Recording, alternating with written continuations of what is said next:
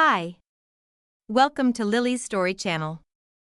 If you like my channel, please like and subscribe. Now the story begins. The moment I uncovered the truth that Alpha Florence had been unfaithful with my stepsister was the moment everything fell apart. The future I thought I had vanished. In an instant.So Ileft.I vanished from his life, from the lies, from the heartbreak.ButI. Wasn't just escaping for myself, I was carrying something no one else knew about his child. I raised my son, Kelvin, far from the reach of the pack, far from Florence's shadow. With Seth-my rock, my constant, I built something new, something fragile but real. We kept our distance, living quietly, hidden from a past that refused to stay buried. But secrets don't stay secret forever. Florence found us. And though I've said nothing, I can see it in the way he looks at Kelvin. The curiosity. The connection. It's as if some part of him already knows the truth. That the boy he keeps crossing paths with isn't just any child, he's his blood. Florence won't walk away, he's made that clear. He wants answers, he wants his son. But Kelvin is mine. I raised him. I protected him, I gave up everything to keep him safe. And if Florence tries to take him, I will do whatever it takes to stand in his way. Even if it may. I myself all over again. Lunch should have been a calm moment. The clink of silverware, murmured conversations, the smell of soup rising from the pot I'd prepared. But for me, it felt like sitting at the edge of a crumbling cliff. My thoughts were a storm. Every sound, every laugh, every fake smile twisted inside me like a knife. Carolyn was glowing with her usual charm, laughing softly beside Florence. She leaned into him just a little too much, brushing his arm as she whispered something meant only for him. And he, Florence, smiled. That same smile I used to believe was only for me. Seth sat across from them, looking completely unaware. He handed Carolyn a napkin like the perfect boyfriend, his eyes soft, his presence warm. I gripped the edge of the table, teeth digging into my lip. The image of what I'd overheard earlier haunted me, looped endlessly in my head. I hadn't meant to hear it.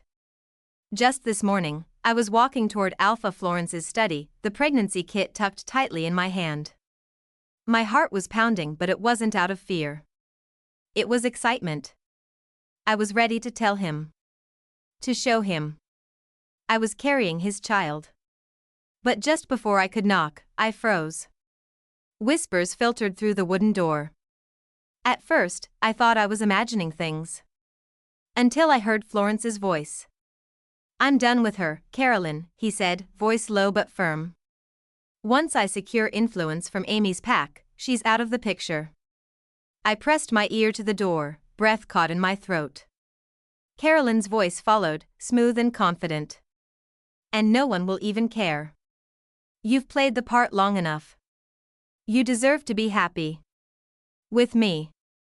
Her laugh, low, knowing, echoed like poison through the crack in the door. Florence chuckled. "It's almost funny how easy it's been.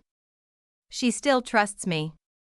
I stumbled backward, nausea curling in my gut. I must have looked like a ghost. The floor spun.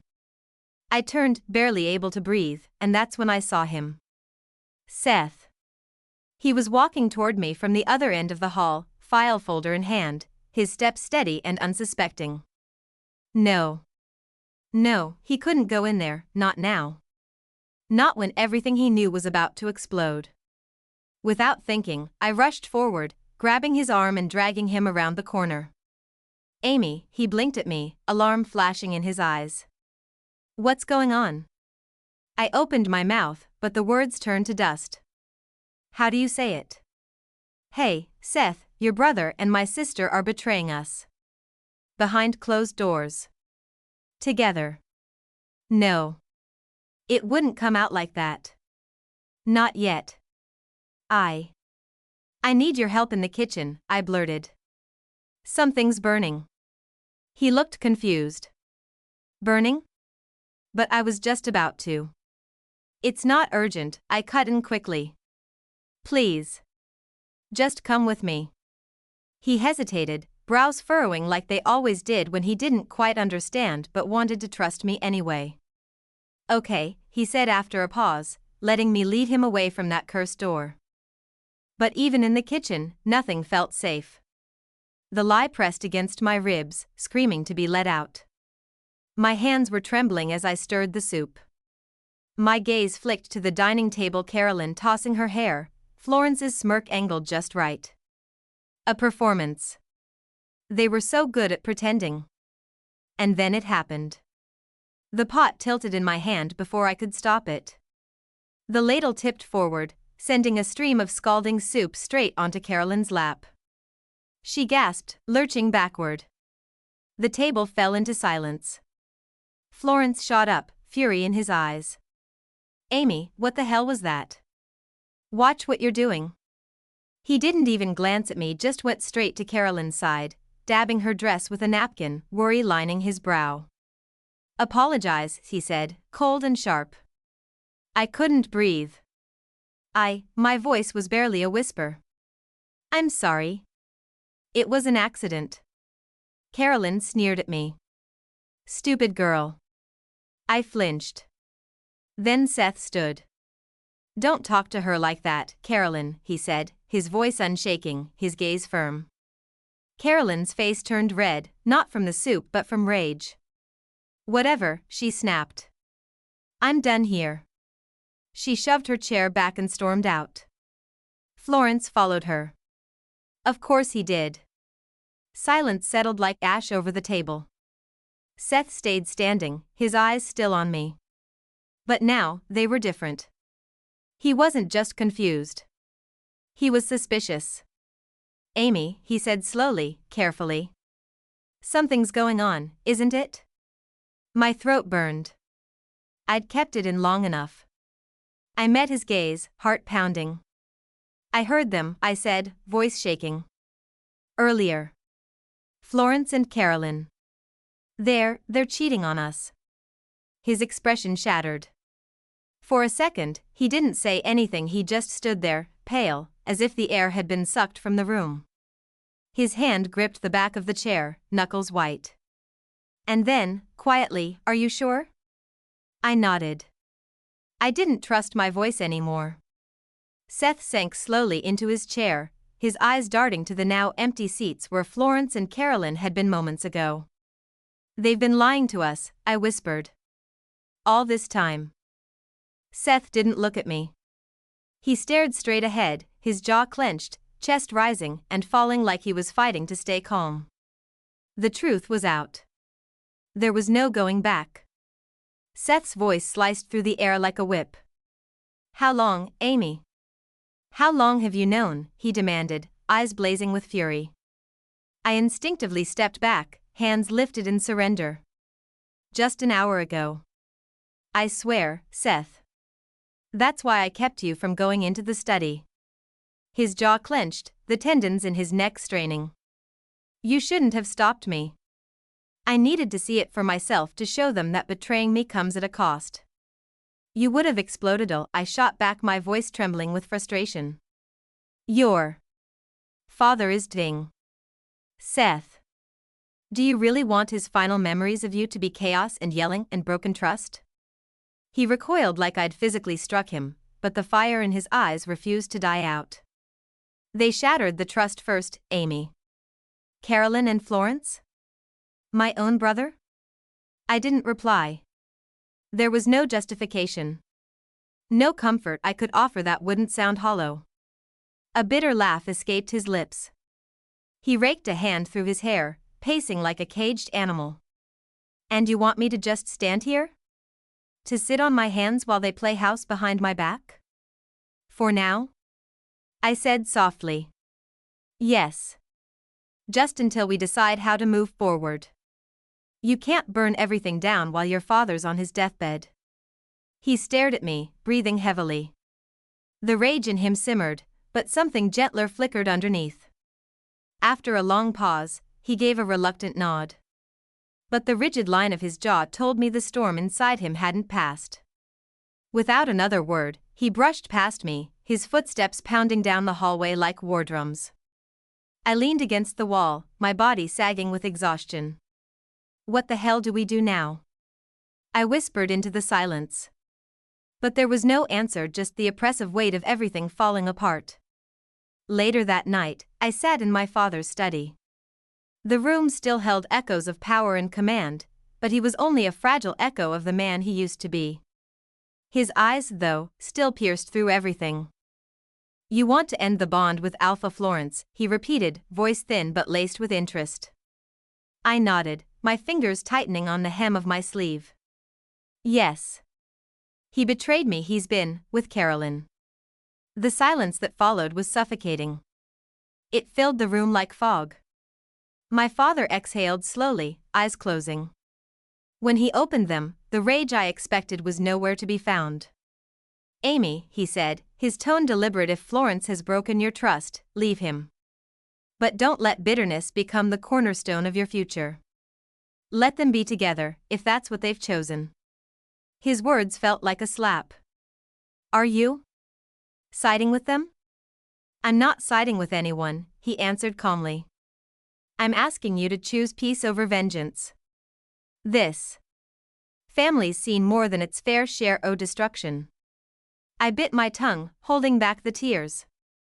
Fine, I said, standing abruptly. Thanks for the advice. I didn't make it far before running into Florence. He was leaning casually in the hallway, as if nothing in the world had changed. There you are, he said, like he'd be looking for me. Start planning Carolyn's birthday. She'll want everything flawless. I stared at him, stunned. Not a single word about my birthday just 2 weeks ago. No gesture. Not even a half-hearted greeting. But here he was, already fussing over Carolyn's celebration. All right, I murmured, forcing my face into neutrality. He nodded and walked away without a backward glance. I watched his retreating figure, my throat tightening with unsaid words. When he was gone, I pulled the small stick from my pocket. 2 pink lines. Clear. Unforgiving. I was pregnant. With Florence's child. And I couldn't let him find out, not like this. I had to leave. Leave him. Leave all of them. That night, I was trying to lose myself in sleep when the door creaked open. Carolyn waltzed in like she owned the place. My breath caught. She was wearing my dress. What the hell, Carolyn? I snapped, sitting upright. She spun slowly in front of the mirror, a sly smirk playing on her lips. Don't I look amazing? Just thought I'd borrow it. That dress belonged to Mom, I said through clenched teeth. She gave it to me. She waved a dismissive hand. We're sisters. We share. No, I hissed, standing up. We do not share everything. Take it off. Carolyn folded her arms, defiance radiating from her posture. You're being dramatic. My patience snapped. If you won't take it off, I will. When she didn't move, I reached forward and tugged. Hard. The fabric tore down the side with a loud rip. Carolyn gasped, stumbling backward. What the hell is wrong with you? She screeched. Before I could respond, the door slammed open, and Florence barged in. His eyes darted between the scene. Carolyn clutching the torn dress to her chest and me standing there, breathless with fury. Her expression morphed in a heartbeat. She looked up at Florence, her lip trembling. She attacked me, she whispered. I just wanted to borrow the dress, and she... You liar. I shouted. You're twisting everything. But Florence's glare was already locked on me, his voice ice cold. Have you completely lost your mind, Amy? Florence loomed above me, his tone cutting like steel. You've got to stop treating Carolyn like she's some sort of exile, Amy. She's your sister. My eyes widened. The nerve. My sister? The same girl who had slithered her way into every part of my life, dismantling everything that once brought me joy. And now he expected me to be gentle with her? A dry, humorless laugh escaped me. I'm the one isolating her? I asked, my voice trembling, barely keeping the storm inside at bay. Are you actually listening to yourself, Florence? I'm the one who's constantly being pushed aside. Every time there's trouble, you don't even glance in my direction. You go running to her. His shoulders tensed, jaw clenched. But I wasn't finished, not even close. You always leave me behind, I continued, louder now, each word a blow. You guard her like she's yours to protect. Like she's more than family to you. So tell me, Florence, what is she to you? Florence's eyes flicked toward Carolyn, who stood quietly by the doorway, wearing the tattered remnants of our mother's dress like it was her own. His momentary pause was more telling than any confession. For one breathless second, I thought he might finally come clean. But he didn't. He turned back, face set in stone. She's like a sister to me. That's all. I don't know what kind of insane fantasy you've let take over, but you sound paranoid. Delusional, even. My heart twisted. He was lying. I knew it. I felt it deep in my chest, like a pulse that wouldn't go away. And before I could answer, Carolyn stepped closer, her voice laced with false concern. You're reading too much into things, Amy, she said sweetly. Florence and I are just close. Nothing more. Their deception came so effortlessly, so smoothly, it made me sick. How could they lie like that? How could they pretend? Nothing had happened when everything had. Blinking back tears, I turned to Carolyn and forced a smile that tasted like ashes. Well, since you've got the dress now, happy early birthday. The slight flinch in her eyes was satisfying, but I didn't wait to see her react. I walked past them, chin high, each step fueled by fury and heartbreak. The cold air outside struck my face as I stepped into the garden. I sucked in a breath, trying to still the chaos in my chest. The night was still, broken only by the wind rustling the leaves. In that moment, I imagined disappearing, leaving all of this betrayal behind me. Amy? I turned to find Seth approaching, his expression calmer than I'd seen in ages. The fire from earlier had cooled. Replaced by something quieter. Concern. You all right? He asked, stopping just short of me. I shook my head slowly. No. Not even close. He moved closer, one hand gently resting on my shoulder. What happened? I looked at him, really looked at him, and for the first time in days, something inside me eased. Seth, in his own flawed way, had always looked out for me. Maybe he was the only one who ever truly had. I need your help, I whispered, my voice barely audible. His brow furrowed. With what? I took a breath that shook on the way out. I need you to pretend you're the father of my baby. He froze, his eyes widening in disbelief. What? You heard me, I said, stronger now. I can't let Florence find out. If he knows, he'll use the baby against me. I can't let that happen. He ran a hand through his hair, pacing back and forth. Amy, that's a huge ask. Do you realize what people will assume? Let them, I snapped.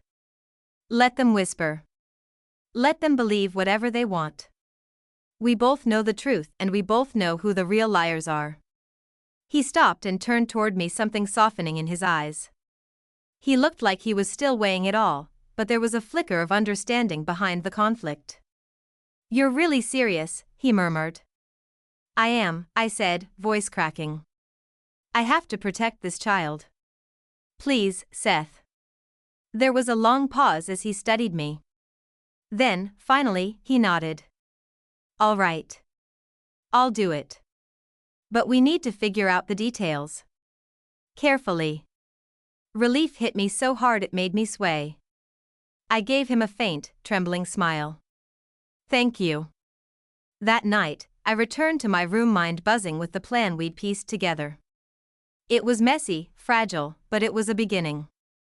But the moment I pushed the door open, my breath caught in my throat.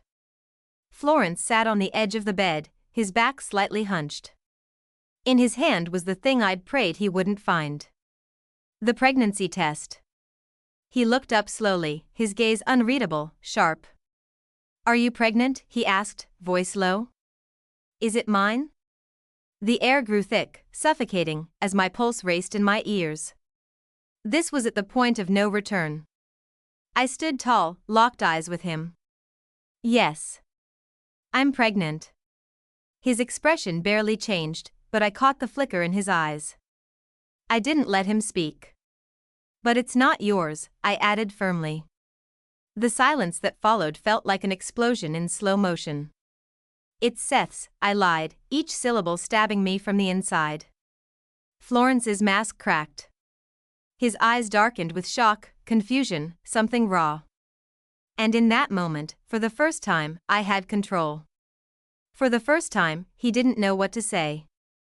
And it felt like power. I stood by the kitchen sink, my hands submerged in warm, soapy water as I scrubbed at a stubborn plate. The sound of glass clinking and light chatter filled the air as the maids hurried around, adding finishing touches to the lavish birthday celebration. Carolyn's special day. Florence had spared no expense, gleaming crystal chandeliers, gold-trimmed tablecloths, and a cake so large it could easily serve a small town. He treated her like royalty, like she was the one meant to rule this territory. Me? I was nothing more than a shadow in the background, a mere servant to them both. But I refused to let it get to me. Not when Seth and I were working on something much bigger. Every insult, every slight would be paid back in time. "Still at it, Amy?" Carolyn's voice cut through the air, sharp and mocking. I turned to see her leaning casually against the doorway, her red silk dress clinging to her curves. She looked every bit the part of the pampered princess, a smug smirk on her face that made my skin crawl. "Such a good sister," she cooed, her voice dripping with sarcasm. "Helping with my party. Truly selfless." I ignored her, dunking another dish into the water. She thrived on trying to get under my skin. But then she took it too far. "I can't say I blame Florence for treating me better than you," she sneered, lowering her voice. "I mean, look at you, plain, pathetic and desperate." My hand stiffened around the sponge. Anger surged up, but I shoved it back down. I spun around, locking eyes with her. "At least I'm not a spoiled brat who needs constant attention to feel important," I shot back, my tone icy but cutting. Her smirk faltered briefly, but she quickly regained composure. Before she could fire back, Florence appeared, his towering figure placing itself between us like a wall. "Amy," he said, his voice cold and commanding.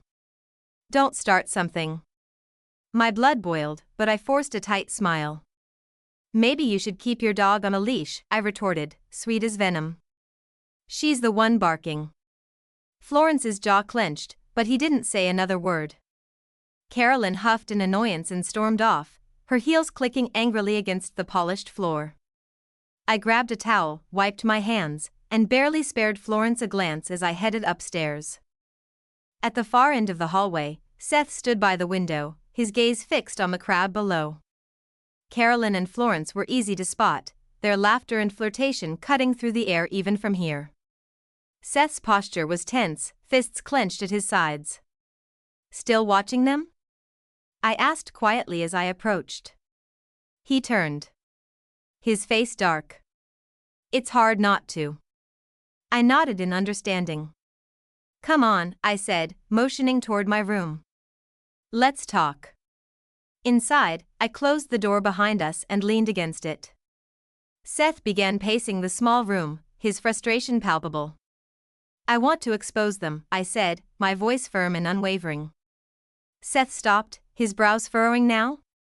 I hesitated, the weight of our father's deteriorating health pressing down on me. "No," I confessed, sighing. "It's not the right time.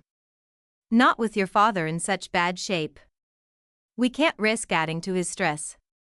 Seth's shoulders slumped, and he nodded, albeit reluctantly. "You're right. But it doesn't make it any easier to watch them flaunt it like this." His voice was bitter, and when he reached into his pocket and pulled out a small box, my heart sank. I was going to propose to her tonight, he said, opening the box to reveal a sparkling diamond ring. For her birthday. The words hit me like a punch in the stomach. Seth's heartbreak was raw, and suddenly, my own pain seemed small in comparison. I'm sorry, I said quietly, stepping closer to him. But maybe this is a sign she wasn't the one for you. You deserve someone better, Seth. Someone who won't betray you. He gave me a sad smile. You're kind, Amy. Even when you're in pain, you think of others. His eyes lingered on me, and suddenly, the air between us shifted. A subtle but undeniable tension crackled in the space, and my pulse quickened. Seth, I began, unsure of what I was feeling. But before I could finish, there was a sharp knock at the door. We both froze, and when the door opened, Florence stood in the doorway, his expression unreadable and dark. What are you two doing? He asked, his voice low and dangerous. The room fell silent, and my heart raced as I met Florence's gaze, his eyes darting between Seth and me. I knew that look. He wasn't just suspicious, he was furious. And I couldn't help but enjoy the jealousy I saw in his eyes. Florence stood in the doorway, his gaze darting between Seth and me, his jaw tight with suppressed anger. I couldn't help but find it amusing as I noticed his fists balling at his sides. Was he really feeling jealous? It was almost laughable, considering he was the one showing off Carolyn like some kind of trophy. After a long, tense pause, Florence growled, "What the hell are you two doing in here?" To his credit, Seth didn't flinch. We were just talking, he answered calmly, his hands slipping into his pockets. Florence scoffed, clearly unimpressed. In a bedroom? I let out a short laugh and stepped forward. Oh. Is it really so strange that I'm having a private conversation with Seth? I tilted my head, narrowing my eyes. Funny, I don't recall you having an issue when you talked to my sister alone. Florence stiffened, his expression faltering for a moment. It was enough to silence him, and a small sense of victory flared within me. I saw the flicker of guilt in his eyes, and the slight part of his lips as if he wanted to argue but couldn't. Satisfaction spread through me like warmth.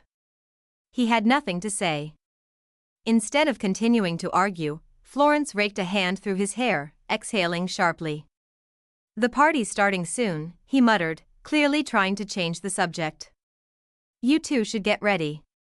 Without another word, he spun on his heel and stormed out. I couldn't help but smirk at his retreating figure, but beside me, Seth sighed heavily. Amy, you shouldn't provoke him like that, he warned, his voice soft but serious. I turned to face him, my amusement slowly fading. Why not? He needs to feel the humiliation that we do. Seth rubbed his temple in frustration. Florence isn't just some arrogant alpha, he's calculated. If you keep pushing him, he'll find a way to turn this around on us. I lifted my chin, resolute. Let him try. I know exactly how he operates. I met Seth's gaze, my voice firm. I'm done playing nice. He thinks he can stroll all over me while flaunting my sister like a prize? Not anymore. Seth hesitated for a moment, then sighed. Just be careful, Amy. By the time we reached the grand hall, it was already teeming with guests. The golden glow from the chandeliers bathed the room in warmth, and the hum of conversations created a low buzz. The air was thick with the scent of expensive perfumes, wine, and the delicate fragrance of fresh flowers. I couldn't help but feel self-conscious in my simple, understated dress. It was nothing like the extravagant gowns the other women were wearing, and I knew it. But honestly, I didn't care. If Carolyn thought I'd shrink under her superior shine, she was in for a big surprise. And there she was, stepping toward me with that smug grin of hers. Her red gown shimmered in the light, hugging her curves perfectly. Why do you look like an old woman? She sneered, her voice dripping with mockery. Seriously, Amy, you're embarrassing. I met her gaze without flinching. We'll see who's more embarrassing tonight, I said smoothly, a small smile tugging at my lips. For a brief moment, her smirk faltered, but she quickly recovered, flipping her hair and sashaying off. I let out a breath, pushing down the irritation rising within me. Not tonight, Carolyn. You won't get to me tonight. The evening sped by in a blur of music, laughter, and idle chatter. I sat at my table, nursing a glass of wine, my eyes occasionally drifting over to where Florence was spinning my sister across the dance floor. Their laughter rang louder than the music, their movements perfectly synchronized. I ignored the way my stomach churned. But I couldn't ignore the whispers around me. Isn't she the Alpha's mate? Why's he dancing with Carolyn like that? Poor thing. He barely even acknowledges her. The pity was almost palpable, and I hated every second of it. Just as I was about to spiral, Seth slid into the seat beside me. Dance with me. I blinked, surprised. What? He nodded toward the dance floor. You heard me. Dance with me. I laughed, a breathy sound. Seth, I'm terrible at dancing. His lips curled into a small reassuring smile. Then I'll teach you. I hesitated. The last thing I wanted was to make a spectacle of myself, but then my eyes landed on Florence again.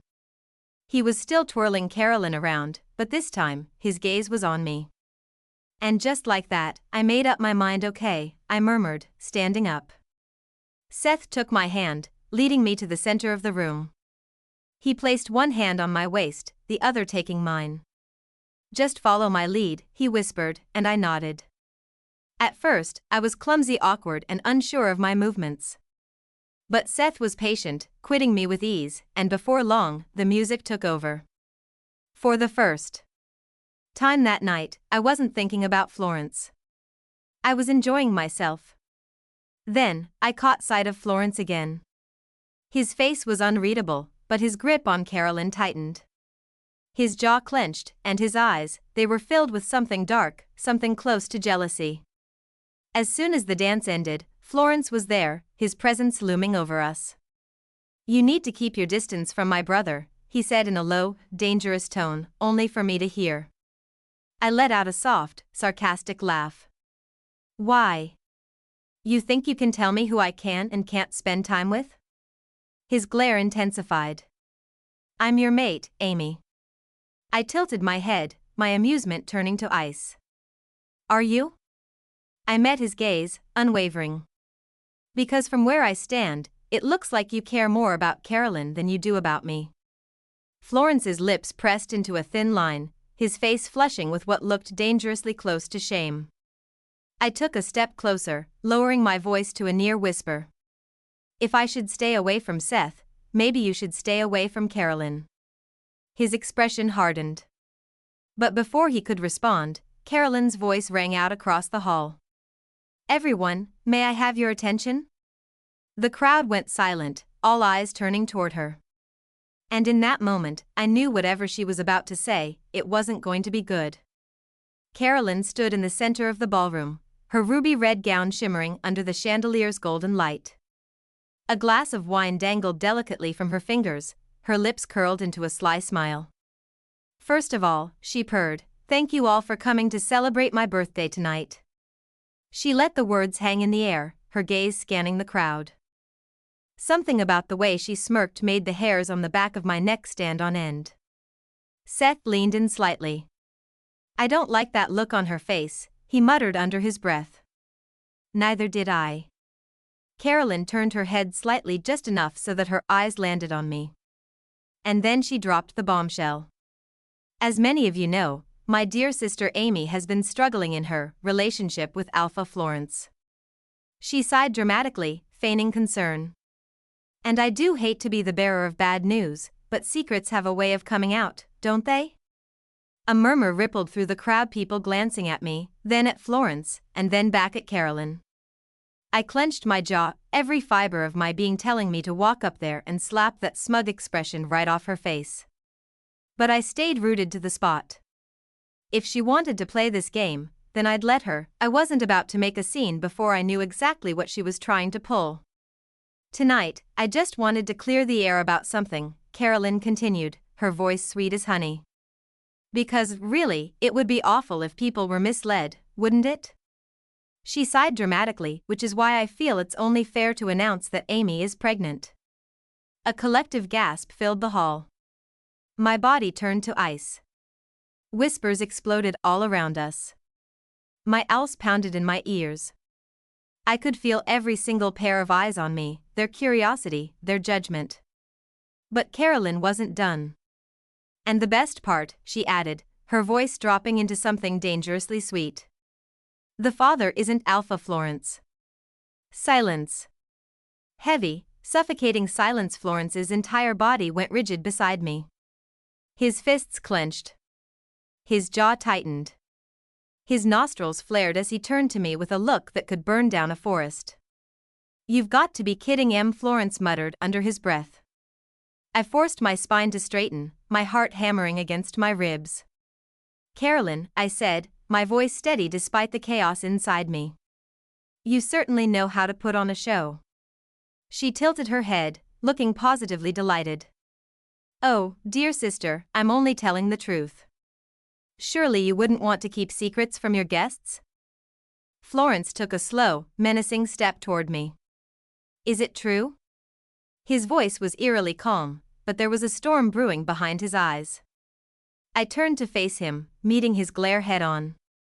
If Carolyn thought she could use this against me, she was sorely mistaken. I forced a smirk. "You seem upset, Florence. What's the problem?" I gestured to Carolyn. "She just said the baby isn't yours. Isn't that a relief? Now you don't have to worry about being tied to me anymore." A muscle in his jaw twitched. He didn't like that answer. Carolyn giggled. "Oh, Amy, trying to play it cool?" She turned to the crowd. "Perhaps she'd like to tell everyone who the father really is?" I refused to take the bait. "You seem very invested in my personal affairs, Carolyn," I said smoothly. "Why is that? Jealous?" Her eyes darkened. "Jealous? Of you?" She let out a sharp laugh. "Please. You've been nothing but a nuisance to Alpha Florence, and honestly, we all know he deserves better. Maybe that's why you had to go running into another man's bed." Another round of gasps. Seth suddenly stepped forward. "Enough," he said, his voice cutting through the noise. Carolyn's smirk grew. "Oh? Do you have something to say, Seth?" Seth clenched his fists. His body was coiled tight, like a predator ready to strike. I could end this now. I could tell everyone the truth, that Florence was the real traitor here, that Carolyn had been sleeping with him behind Seth's back. But as I looked at my father, frail and sick, sitting near the front of the hall, his face pale with confusion, I knew I couldn't do that. Not yet. Not like this. So instead, I did something else. I stepped forward, slipping my arm through Seth's. "Since everyone is so eager to know the truth," I said, lifting my chin, "yes, I'm pregnant. And yes, Seth is the father." The silence was deafening.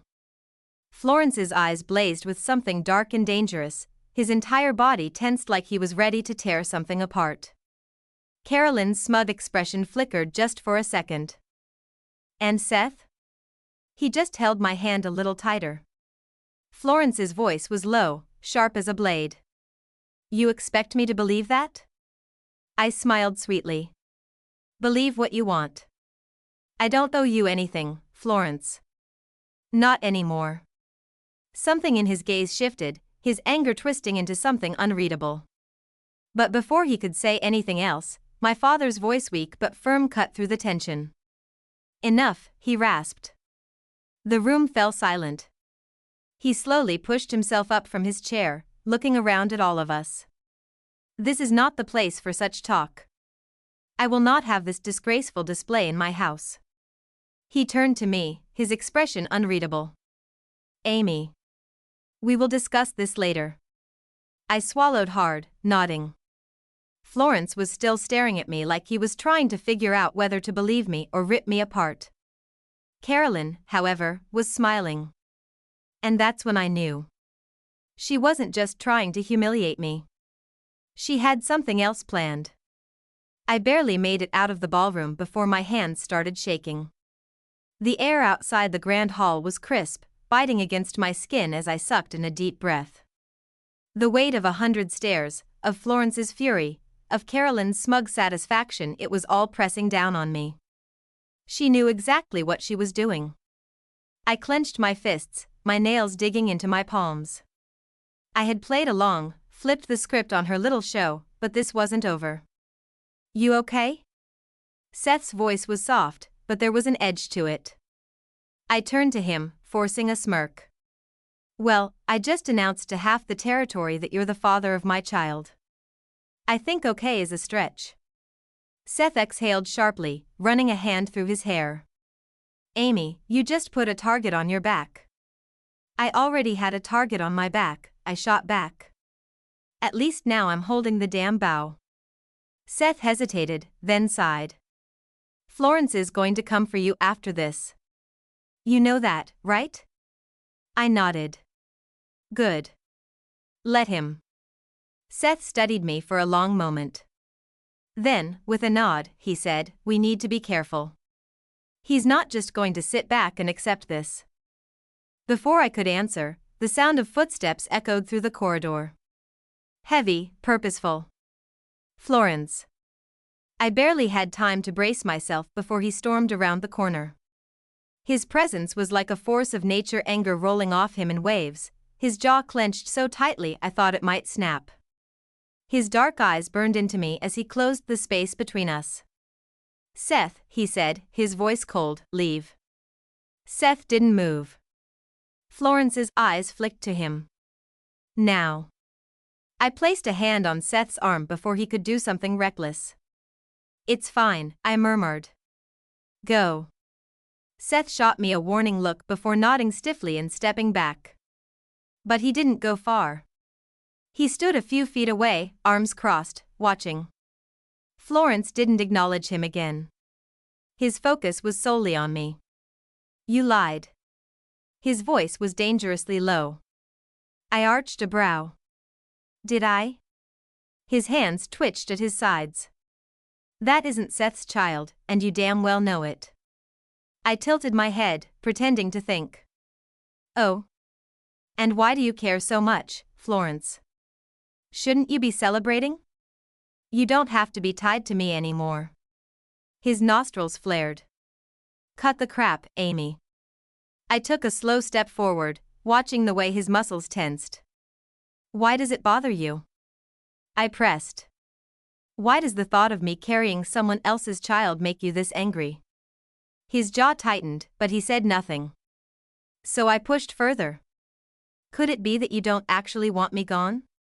I smiled, tilting my head.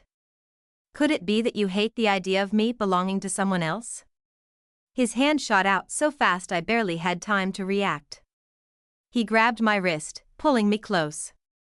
My breath hitched as his scent overwhelmed me, woodsy, familiar. Intoxicating. His voice was low, rough, filled with something I couldn't quite place. "You belong to me, Amy." My heart slammed against my ribs. I swallowed hard, refusing to show weakness. "No," I whispered, staring straight into his stormy eyes. "I don't." For a moment, neither of us moved. The tension between us was electric, crackling like a live wire. Then, just as suddenly as he had grabbed me, he let go.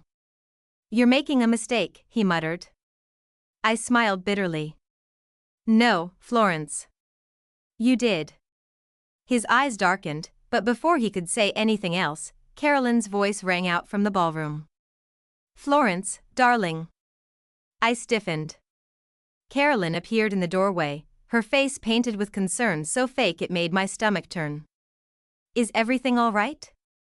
Florence's posture stiffened. His expression shuddered, and just like that, he was Alpha Florence again. "Fine," he said coolly. Carolyn's gaze flicked to me, and her lips curled into something sickeningly sweet. "Oh, Amy," she sighed. "I hope you're not too stressed. After all, pregnancy can be so exhausting." I clenched my teeth. Florence didn't say a word. He just turned and walked away, Carolyn slipping her arm through his like she belonged there. I stood there, watching them disappear into the crowd. And for the first time, I realized something. This wasn't just about revenge anymore. This was war. Later that night, I sat on the edge of my bed, staring at the ceiling. Seth was right, Florence wasn't going to let this go. Carolyn wasn't going to stop her little games. And me? I was done playing defense. A knock at my door made me sit up. Come in. Seth stepped inside, his expression serious. We need to talk. I nodded, standing. I know. This is getting worse. Seth ran a hand through his hair. Amy, if we keep pushing, if we keep provoking him, Florence is going to snap. Let him, I said flatly. Seth exhaled, looking at me like he wasn't sure whether to admire me or strangle me. You're really not scared of him, are you? I met his gaze. No. And you shouldn't be either. He sighed, then reached into his pocket. Here. I frowned as he handed me a small key. What's this? A backup plan, he said quietly. There's a safe house outside the territory.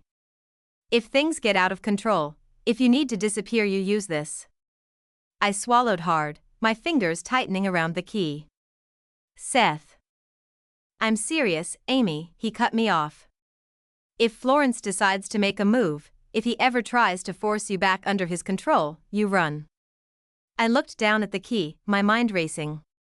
Seth was right. I had started this war. But I needed to be prepared for the fallout. I wasn't just fighting for myself anymore. I was fighting for my unborn child. The wind howled outside my window, rattling the glass like an omen.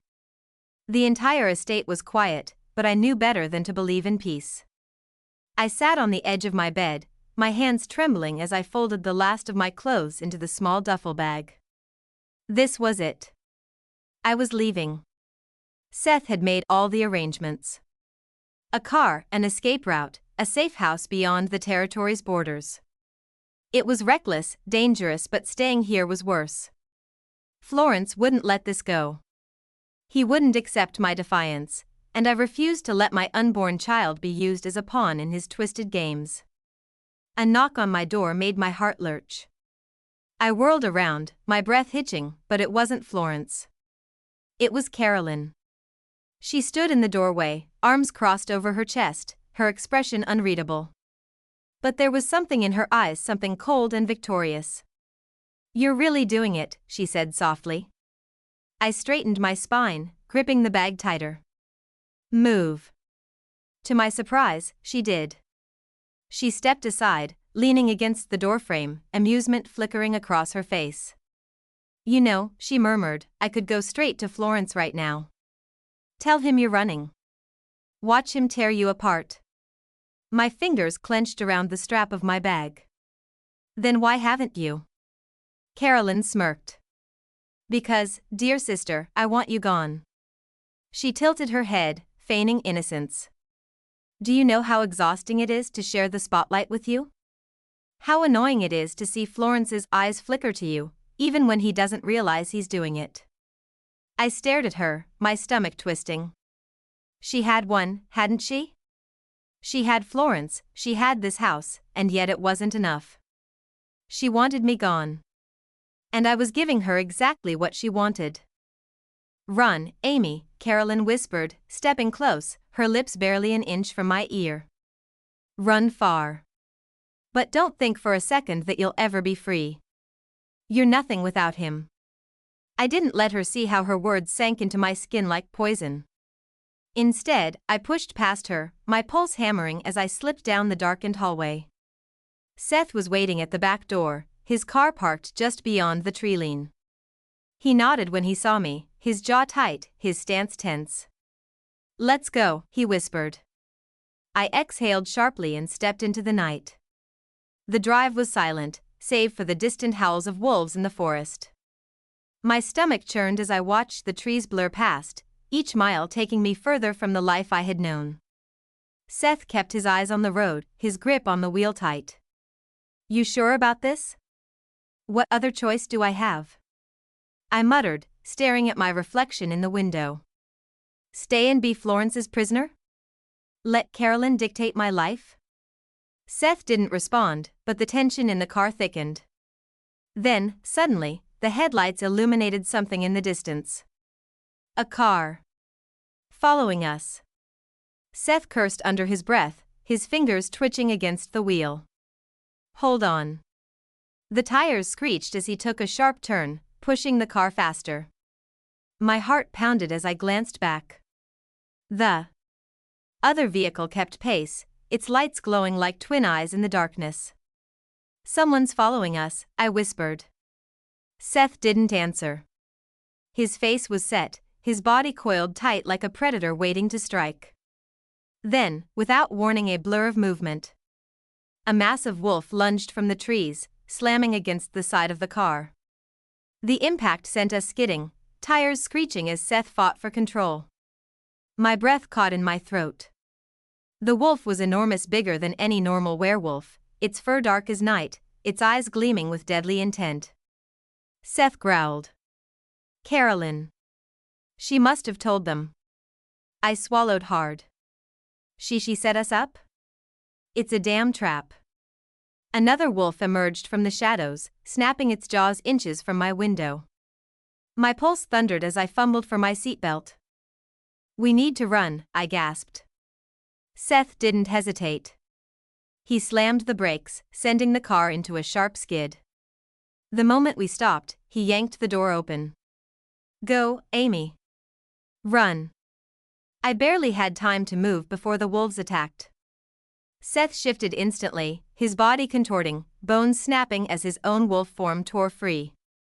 He was faster than I'd ever seen, but there were 3 of them. And they were out for blood. I stumbled backward, my breath coming in short gasps as I watched Seth fight. His claws raked across one wolf's throat, sending it howling in pain, but another sank its teeth into his shoulder. No. I cried, instinctively stepping forward. Amy, run. Seth's voice was raw, desperate. Blood dripped from his fur, but he didn't falter. He tore into the second wolf, throwing it off him with a savage growl. I hesitated for only a second before forcing my legs to move. I sprinted into the forest, branches whipping against my skin as I ran. My lungs burned, my heart pounded, but I didn't stop. I couldn't stop. Behind me, the sounds of battle raged on. Snarls. Yelps. The sickening crunch of bone. Then silence. I froze, my breath ragged. And then I heard it. Footsteps. I turned, my pulse hammering as a figure emerged from the shadows. I saw Alpha Florence. His dark eyes locked onto mine, his expression unreadable. I swallowed hard, my throat tight. Florence. He took another step, his presence commanding, overwhelming. Did you really think you could leave me, Amy? His voice was low, smooth, but there was something dangerous beneath it. I felt the weight of his words settle over me like chains. I had run. But I had never been free. Not from him. The night air was thick with tension, pressing against my skin like a suffocating weight. My heartbeat pounded in my ears, drowning out the distant rustling of leaves. Florence stood before me, his towering presence exuding raw power and unrelenting dominance. The way his dark eyes locked onto mine made my stomach churn. I knew that look. Possession. You're coming home with me, Florence said, his voice smooth but laced with barely restrained anger. I took a shaky breath and lifted my chin. I don't have a home with you. The words left my lips like a blade slicing through the air, sharp and unwavering. Florence's jaw tightened, his nostrils flaring. Don't test me, Amy. His voice dipped lower, a quiet, dangerous promise. You don't get to walk away. You are mine. The finality in his words sent a shiver down my spine. But I wouldn't back down. I shook my head. No, Florence. I was never yours. Not really. You just liked owning me. His expression darkened, his hands curling into fists at his sides. You're making a mistake. A sharp, bitter laugh escaped me. The only mistake I made was ever believing you loved me. The moment the words left my mouth, I saw something shift in his gaze. A flicker of something primal, something dangerous. His hand shot out, gripping my wrist with bruising force. You will obey me, Amy. Before I could react, another voice sliced through the night. Let her go. Seth. I turned just as he stepped forward, his body tense, his stance ready for a fight. Blood dripped from the wounds slashed across his arms and torso. Remnants of the battle he had just won against Florence's wolves. His chest rose and fell heavily, but his eyes were steady. Locked onto Florence with lethal intent. Florence didn't release me immediately. His grip tightened, his possessiveness seething through his pores. Seth took another step closer, his voice a low growl. I won't say it again, Florence. Florence finally released my wrist, but his smirk was pure arrogance. You think you can challenge me? He scoffed. You're weaker than me, Seth. You always have been. Seth didn't flinch. He didn't hesitate. He challenged him. If I win, Seth said, his voice clear, firm, deadly, Amy comes with me. You don't touch her. You don't chase her. You don't claim her ever again. A jolt of shock ran through me.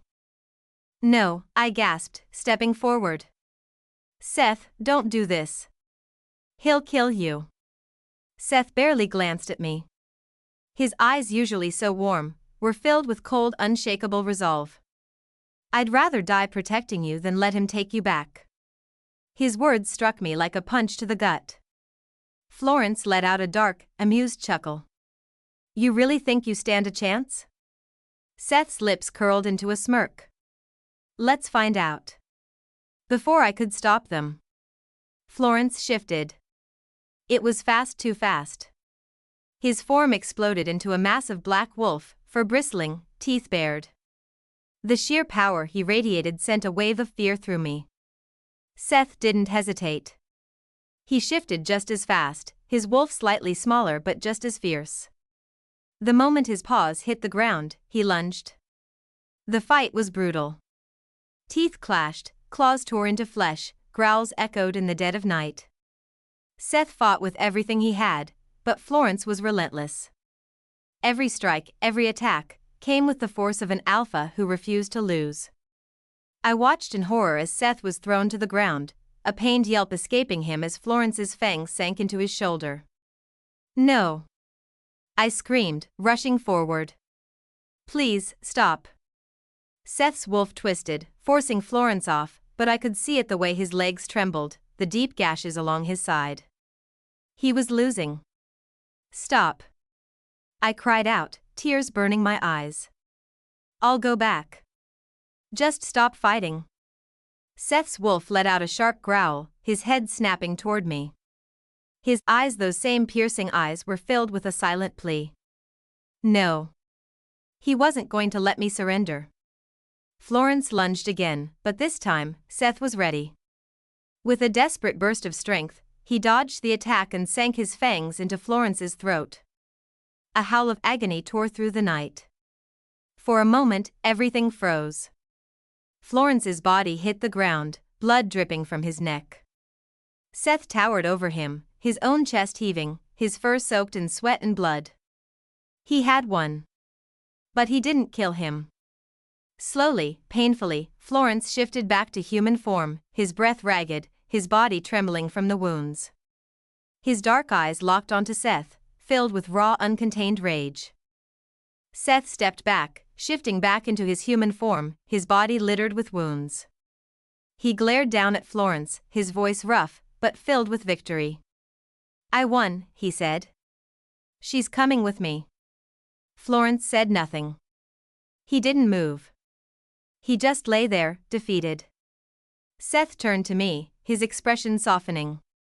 Let's go. I hesitated for a brief moment, my gaze flickering to Florence. He was watching me now, his face unreadable. But his eyes, those dark, furious eyes, burned with something terrifying. Vengeance. He wasn't done.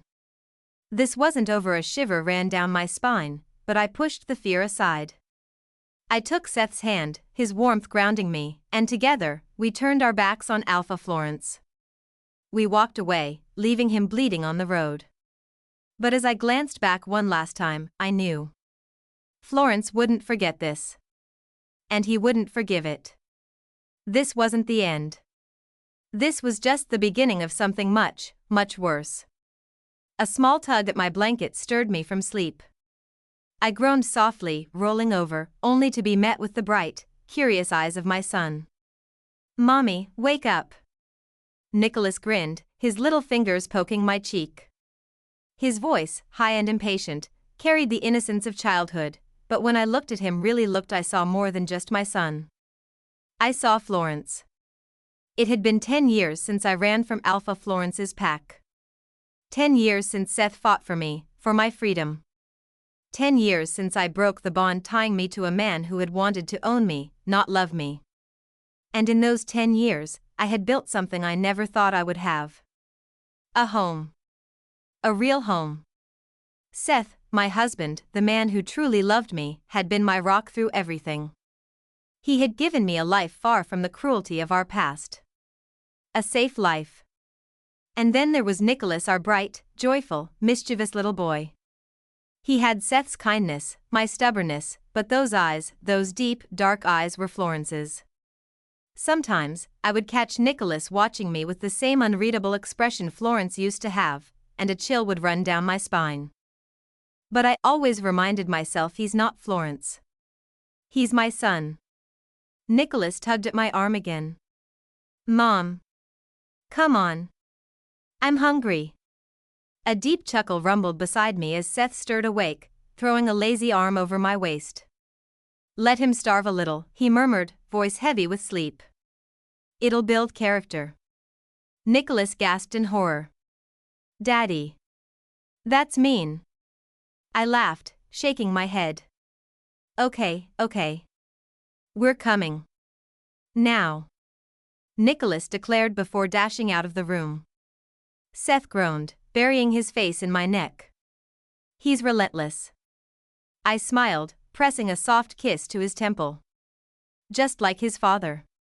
Seth lifted his head, raising a teasing brow. "Which one?" I froze for a second, but he only grinned.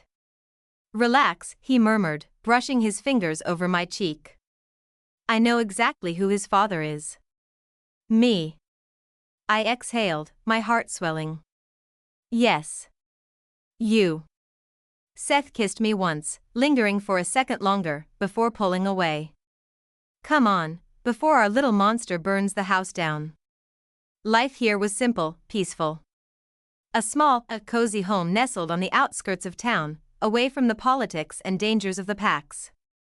Seth had found work as a manager at a small diner, and Nicholas attended a local school. I thought we were safe. Until today. The moment I saw the teddy bear in Nicholas's arms, my blood ran cold. My heart hammered against my ribs as I knelt before him. "Sweetheart," I said carefully, my fingers trembling as I touched the soft fur of the bear. "Where did you get this?" Nicholas blinked up at me, completely unaware of my panic. "A nice man gave it to me after school." A weight settled in my chest.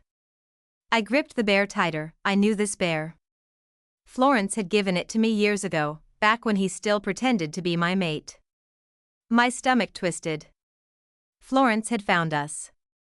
"Nicholas," I said sharply, my pulse racing, "what did I tell you about talking to strangers?" His small face scrunched in confusion. "But he wasn't scary, Mom. He just smiled and told me I was a handsome boy." My heart stopped. I needed to tell Seth. That night, after Nicholas had fallen asleep, I sat at the kitchen table, staring at the teddy bear in front of me. My fingers curled into fists, my breathing shallow. "He's here," I whispered. "Florence. He found us." Seth tensed beside me, his hands tightening on the edge of the table. His normally calm face hardened. "Are you sure?" I nodded, pushing the bear toward him. This belonged to me. Florence gave it to me. Seth's nostrils flared, his protective instincts kicking in. That bastard, he growled. He's testing us. He's testing me, I corrected softly. Seth stood, pacing the small kitchen. I'll get guards to watch over Nicholas at school. He won't go anywhere alone. I swallowed, gripping his hand. I'm scared, Seth. He cupped my face, his thumbs brushing against my cheeks. I won't let him take you. Or Nicholas. Ever. I nodded, but the weight in my chest wouldn't ease. Florence wasn't done with us. Then a letter came that evening. Seth and I stood at the doorstep, the envelope lying between us like a ticking time bomb. With hesitant fingers, I picked it up, my name written in a script that sent shivers through me. I tore it open, my breath catching as I read the words inside. A party invitation. Florence was inviting us to his birthday celebration. Seth let out a humorless laugh. Is he serious? I swallowed, dread curling in my stomach. He's planning something. Seth took the invitation, his jaw clenching before he ripped it in half. We're not going. But then he paused. His expression darkened, a dangerous resolve settling in his eyes. I am. I flinched. Seth. I'm going alone, he repeated, his voice firm. Not to celebrate. But to remind him of the past. To remind him he lost. Panic flared in my chest. Seth, he'll try something. I don't care, he said coldly. He doesn't get to play these games. I'll go and look him in the eyes, and I'll tell him stay the hell away from my family. I clenched my fists, torn between fear and the deep, unshakable trust one had in Seth. Florence wasn't just playing a game. He was hunting us. And the worst part? I didn't think he was ever going to stop. The clock struck 7, and my hands trembled as I buttoned Seth's suit jacket. The fabric felt smooth beneath my fingers, but my heart was anything but steady. Are you sure about this? I asked, my voice barely above a whisper. Seth sighed, his warm brown eyes softening. Amy, we've talked about this. I shook my head. I don't care how many times we've talked about it, I have a bad feeling. Florence is unpredictable. This could be a trap. Seth cupped my face, his thumb brushing over my cheek. I'll be careful. I promise. But careful wasn't enough. Not when it came to Alpha Florence. I clenched my fists. Then I'm coming with you. His jaw tensed. Amy. No, I cut him off. This is my fight too. I won't hide. I won't run. Seth exhaled heavily, rubbing the back of his neck. He knew me well enough to understand there was no changing my mind. After a moment, he sighed. Fine. But we're taking Nicholas. I won't leave him alone. The thought made my stomach twist. Bringing our son into the lion's den was dangerous, but leaving him unprotected? That was worse. I nodded, trying to ignore the sinking feeling in my gut. The moment we arrived at the Pax mansion, my breath hitched.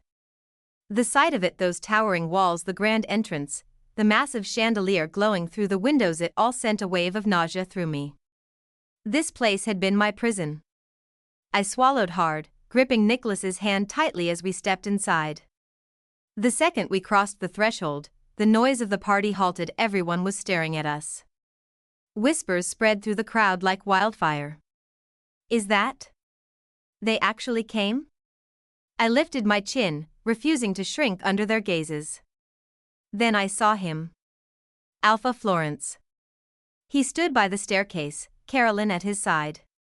My stomach clenched as Carolyn's expression turned to pure disappointment. She hadn't expected me to come. Good. Florence, however, wasn't nearly as shaken. His dark gaze flickered over me before settling on Nicholas. And then he winked. A chill ran down my spine as Nicholas smiled back. Before I could make a move, Nicholas let go of my hand and stepped forward. Seth's arm shot out, pulling Nicholas back to us. His entire body was coiled with fury. Florence smirked. "Relax, brother. I'm not here to fight." His eyes flickered to me. "I just wanted to include you in my celebration." I took a slow breath, steadying myself. "We're not here to celebrate," I said coldly. "We're here to tell you to stay away from our son." Carolyn scoffed, stepping forward. "You're the ones who should stay away." Her voice dripped with resentment. "You weren't even invited." I raised a brow. "Then why did Florence send us an invitation? And why has he been following my child?" Carolyn flushed. She snapped her head toward Florence, but he barely spared her a glance. I noticed it then, the tension between them. They weren't as close as before. Carolyn clenched her jaw, furious. Without another word, she stormed off. And Florence? He didn't even care. He sighed as if mildly inconvenienced. "She'll get over it." Then his gaze settled back on me. "Why don't you stay for dinner?" "Mother would love to see you, Seth." Seth's voice was sharp. "We're leaving." Florence's smirk faltered. "Don't be rude. Everyone's watching." I narrowed my eyes. "We don't care." His expression darkened. "Then stop pretending." Something in his voice sent a sharp prickle of fear down my spine. He leaned in slightly, lowering his voice. "Stop pretending," he murmured. "You know as well as I do. You're hiding something." My breath caught in my throat. Seth stepped between us. "We're done here." Florence didn't stop us as we turned toward the exit, but I felt his eyes burning into my back. I made the mistake of glancing over my shoulder. And there he was, standing in the center of the ballroom, watching us leave.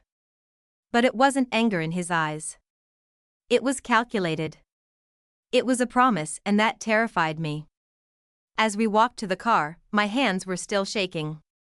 Nicholas, oblivious to the tension, swung my hand playfully.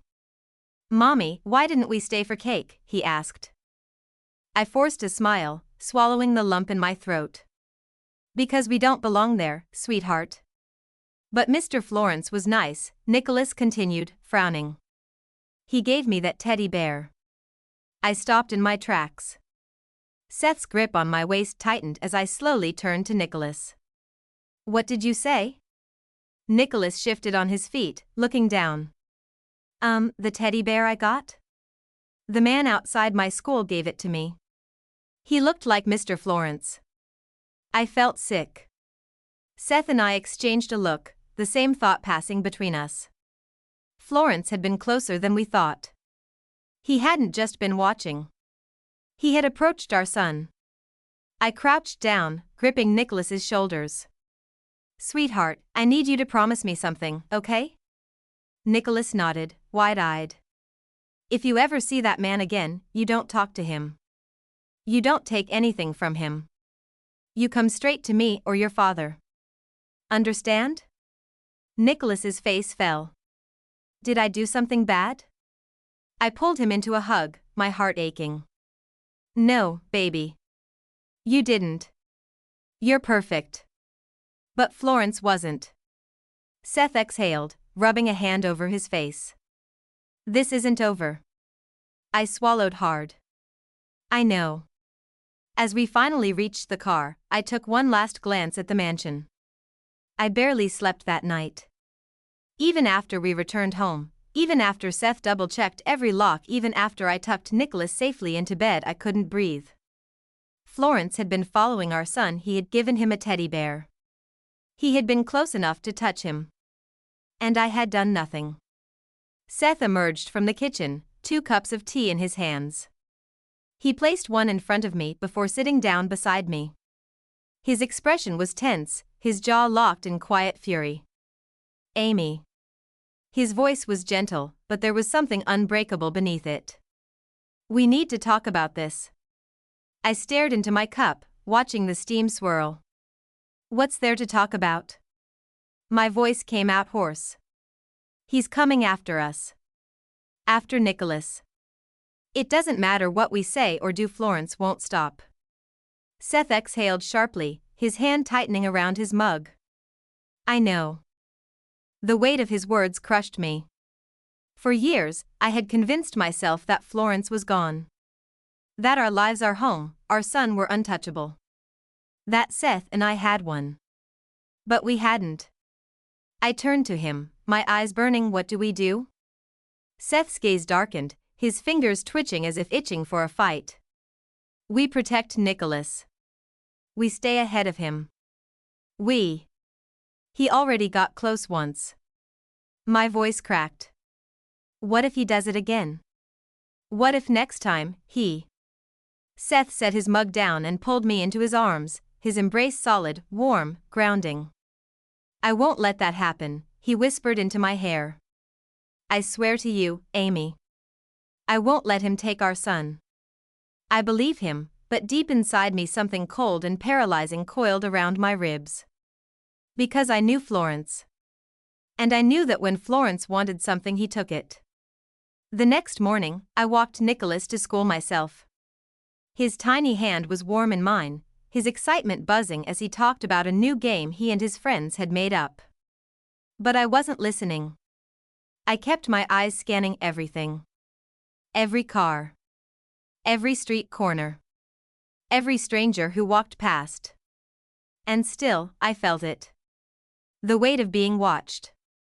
I knew Florence wasn't here, not physically. But he had planted something in me last night. A seed of fear, growing in the pit of my stomach, twisting my insides into knots.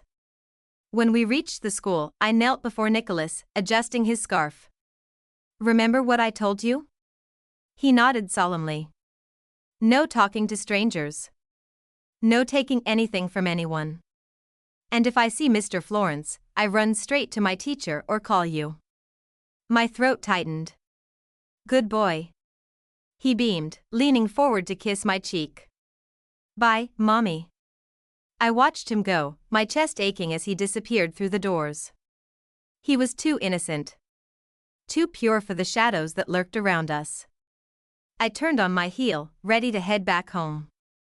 But I froze.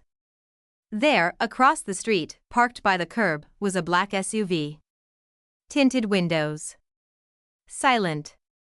Watching. A surge of ice-cold fear shot through my veins. Florence.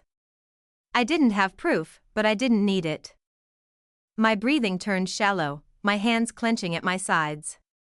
My heart screamed at me to run. But I didn't. I squared my shoulders, staring at the car. Daring whoever was inside to come out. For a long moment, nothing happened. Then, as if taunting me, the window rolled down just slightly. Just enough for me to see a familiar pair of dark eyes staring back. A slow, knowing smirk curled on his lips. I turned away before I could let the fear consume me and forced my feet to move.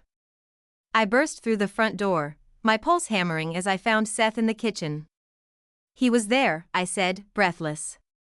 At the school. Seth's entire body went still. Where? His voice was deadly calm. In a car across the street. Watching. Seth grabbed his phone and stormed out the door. Seth, wait, I reached for him, but he was already moving. Where are you going? To end this. His eyes burned with rage. I let him breathe for too long. I stepped in front of him, pressing my hands against his chest. And what, you think storming into his pack will stop him? That you can just walk up to him and tell him to leave us alone? Seth's jaw clenched. If I have to. Tears burned in my eyes. He wants this, Seth. He wants to pull you in. Make you reckless. Make us react. I grabbed his hands, squeezing tight. Please. Don't let him win. His chest rose and fell heavily, but slowly, he let out a sharp breath. Then what do we do? A sharp knock sounded at the door, making us both freeze. Seth's arm shot out in front of me protectively before he moved toward the door. It was another letter. But this time, when Seth tore it open, his entire expression changed. His grip on the paper tightened. His breathing grew shallow. "What?" I asked, my stomach twisting. "What does it say?" Seth swallowed hard, then handed me the letter. I scanned the words, my heart stopping as I reached the bottom. It wasn't from Florence. It was from Carolyn. "Leave town. Now. Take your family and go far, far away. If you don't, you won't make it out alive." I staggered back, my entire body going cold. Seth met my gaze, his own filled with disbelief. "Amy, what the hell is going on?" I didn't know. But one thing was clear: Florence wasn't the only monster we needed to be afraid of. We had to leave. There was no other choice. Our home, the place where we'd once built so many memories, had become a prison. We weren't safe there anymore, and no matter how much I wished we could stay and make things right, I knew we couldn't. Seth had found a new apartment for us. It wasn't perfect, but it was far enough away from the place we'd called home for so long. It was in a small town, and it was close to the diner where Seth worked as a manager. At least he wouldn't have to go far to work, and that gave me some relief. It felt like the first real step we'd taken to put the past behind us, even though I knew it would take so much more than a new address to outrun what we'd lived through. Still, I hoped this new place would be the fresh start we needed. We'd left so much behind, and yet, as we unpacked, I realized that it wasn't just the house we'd left. It was everything. Our safety, our sense of peace, and the very life we'd built. It was a hollow feeling, knowing we had to abandon all of it. Because of a man like Florence. But this place, it could be different. It had to be. I found a terrace off the living room that overlooked the horizon, a small patch of sky that seemed to promise some sort of freedom. Every evening, I'd sit there and watch the sunset, as if the fading light could somehow erase the scars we carried. Maybe it was foolish to believe in that kind of magic, but it gave me something to hold on to. I hoped, with all my heart, that he wouldn't find us in this new place. The days passed, and Seth and I adjusted to our new routine. The unease was always there, lingering beneath the surface, but it was quieter now. Nicholas was home with me, as we'd decided to homeschool him. I couldn't bear the thought of sending him to school, not with everything that had happened.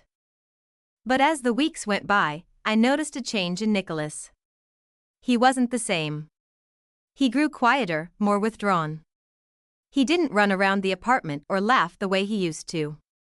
He'd sit by the window, staring out at the world, his eyes full of longing. One evening, Seth sat down beside him, looking concerned. "What's wrong, kiddo?" he asked gently, ruffling Nicholas' hair. Nicholas didn't immediately answer. He just stared ahead, his little hands fidgeting in his lap. Finally, his voice came out, small and fragile.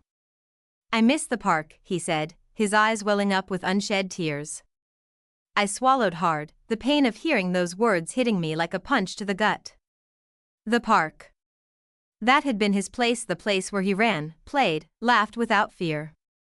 I'd taken it all away from him when I pulled him out of school and kept him locked inside for his own safety. It was the right choice, but hearing him say those words made it feel like the wrong one. "We can go to the park tomorrow," Seth said softly, his voice full of warmth. "Just the three of us. We'll make sure it's safe." "How does that sound?" Nicholas' face lit up for a moment, and I could see the spark of hope in his eyes. I had to do this for him, for the boy who hadn't asked for any of this, for the boy who deserved to feel free again. The next day, we went. We packed a picnic and drove to the park, my heart beating a little faster with each mile we put between ourselves and the apartment. I tried to push my fears aside, to focus on Nicholas' smile as he ran ahead of us, his feet flying over the grass. I wanted to believe we could leave the darkness behind, that we could have just one moment of normalcy, one moment of peace. But the moment we stepped into the park, I saw Florence. My blood ran cold as I spotted him standing by the swings, his eyes scanning the area. Fury surged through me. How was he still here? How was he still following us?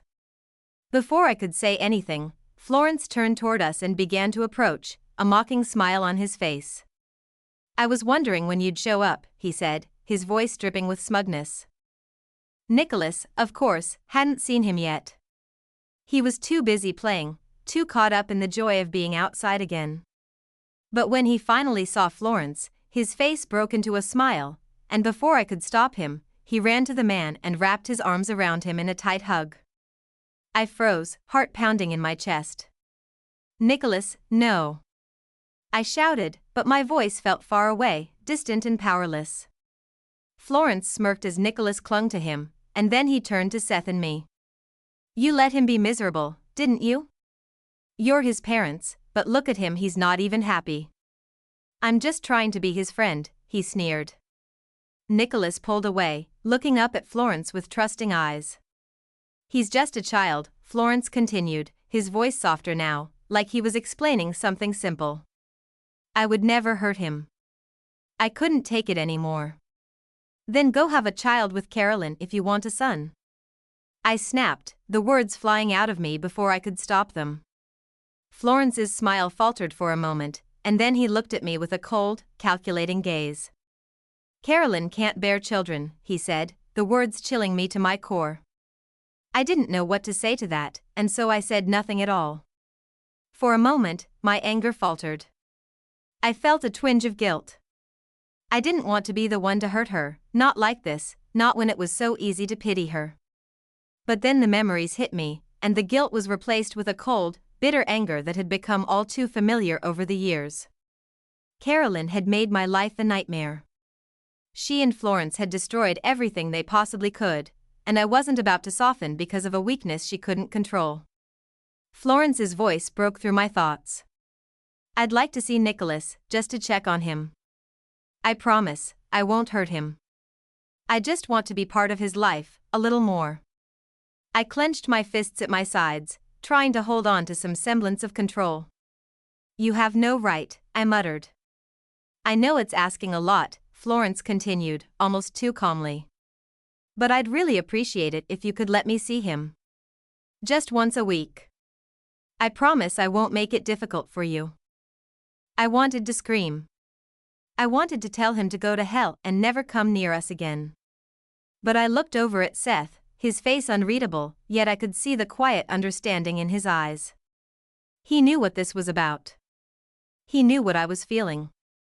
It wasn't just about Florence. It was about the pain of having to constantly choose between keeping Nicholas safe and doing what was right for him. I'll think about it, I said finally, my voice cold, trying to hide how shaken I felt. Florence smiled, that smile that made my skin crawl. Thank you. I also wanted to offer Seth a position at my company. I've been looking for someone with his skills. You know, he's a good manager. I froze, my blood running cold. Seth had been struggling at the diner, the hours were long, the pay was meager, and the stress had been eating at him for months. It wasn't a perfect job, but it was a job. And yet, the thought of Seth working for Florence. I couldn't bear it. I glanced at Seth, searching his face for any sign that he was considering it. He met my gaze and gave me a small, knowing look. He knew how I felt about all of this, but I also knew that he was tired of fighting. He was tired of the endless struggle, and the offer was tempting. It was an opportunity, one we both knew he couldn't easily ignore. I'll think about it, Seth said slowly, his voice calm but firm. But it doesn't mean everything's fine between us, Florence. You can't just pretend like everything's okay. Florence chuckled, his expression smug. Of course, of course. I didn't expect you to forgive me, but I appreciate you trying to get along. He turned to me next, his gaze calculating. Amy, I'm sure you understand that I only want what's best for Nicholas. He deserves to be with family, to have a connection to his roots. It's not just about me. It's about him. I felt my stomach twist at the mention of family, knowing what he meant by it. He didn't see us as a family. He saw Nicholas as a tool, something to possess, to claim as his own. I couldn't let him have that. I couldn't let him turn Nicholas into someone else's pawn. Then, Florence did something that made my blood run even colder. Our mother wants to see Nicholas, he said. She's been asking about him, wants to meet her grandson. Seth stiffened at the mention of his mother. I could see the conflict in his eyes. He hadn't seen his mother in years, not since his father died.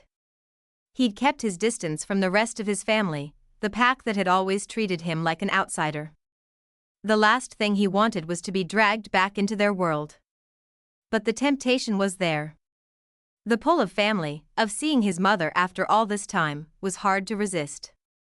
I knew Seth well enough to see the hesitation, the weight of the decision hanging in the air. Okay, Seth said finally, his voice tight. I'll visit. Next time. I'll bring Nicholas, if that's what she wants. Florence's smile widened, but there was something darker behind it. I'm sure she'll be thrilled. We'll make it happen soon. As if to seal the deal, Florence reached into his pocket and pulled out a small toy, a stuffed animal, and handed it to Nicholas. Here, he said, crouching down to Nicholas' level. I thought you might like this.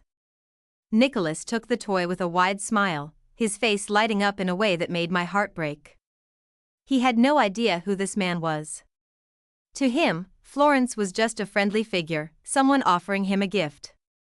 I wanted to pull him away, to tell him to stay away from Florence, but I couldn't. Not when he was so happy, so innocent. When Florence finally left, it felt like a weight had lifted, but the relief was only temporary. Seth and I stood there, staring at the empty doorway, our minds racing with all the things that had just been said. I couldn't figure out how to separate Nicholas from Florence. Every time I thought we were free, every time I thought we could move forward, Florence had a way of finding us again, of creeping into our lives like a shadow that couldn't be shaken. I looked at Seth, his face pale and tired. What now? I whispered, my voice trembling. Seth didn't answer right away. He just looked at me, and I saw the same fear in his eyes. We were stuck. And for the first time, I didn't know how to fix it. Today was supposed to be a special day. Nicholas had turned 11, and I had spent the entire morning preparing for his birthday party. I had baked his favorite cake, decorated the living room with balloons and streamers. But as I was putting the finishing touches on the cake, I heard the door open, and Seth rushed inside, his face pale. The moment I saw him, I knew something was wrong. Seth? I asked, my voice trembling with an unexpected sense of dread. He didn't answer right away. His eyes were filled with worry, and I could tell that whatever had happened was bad. It's Nicholas, he said, his voice tight. He's had an accident. My heart stopped.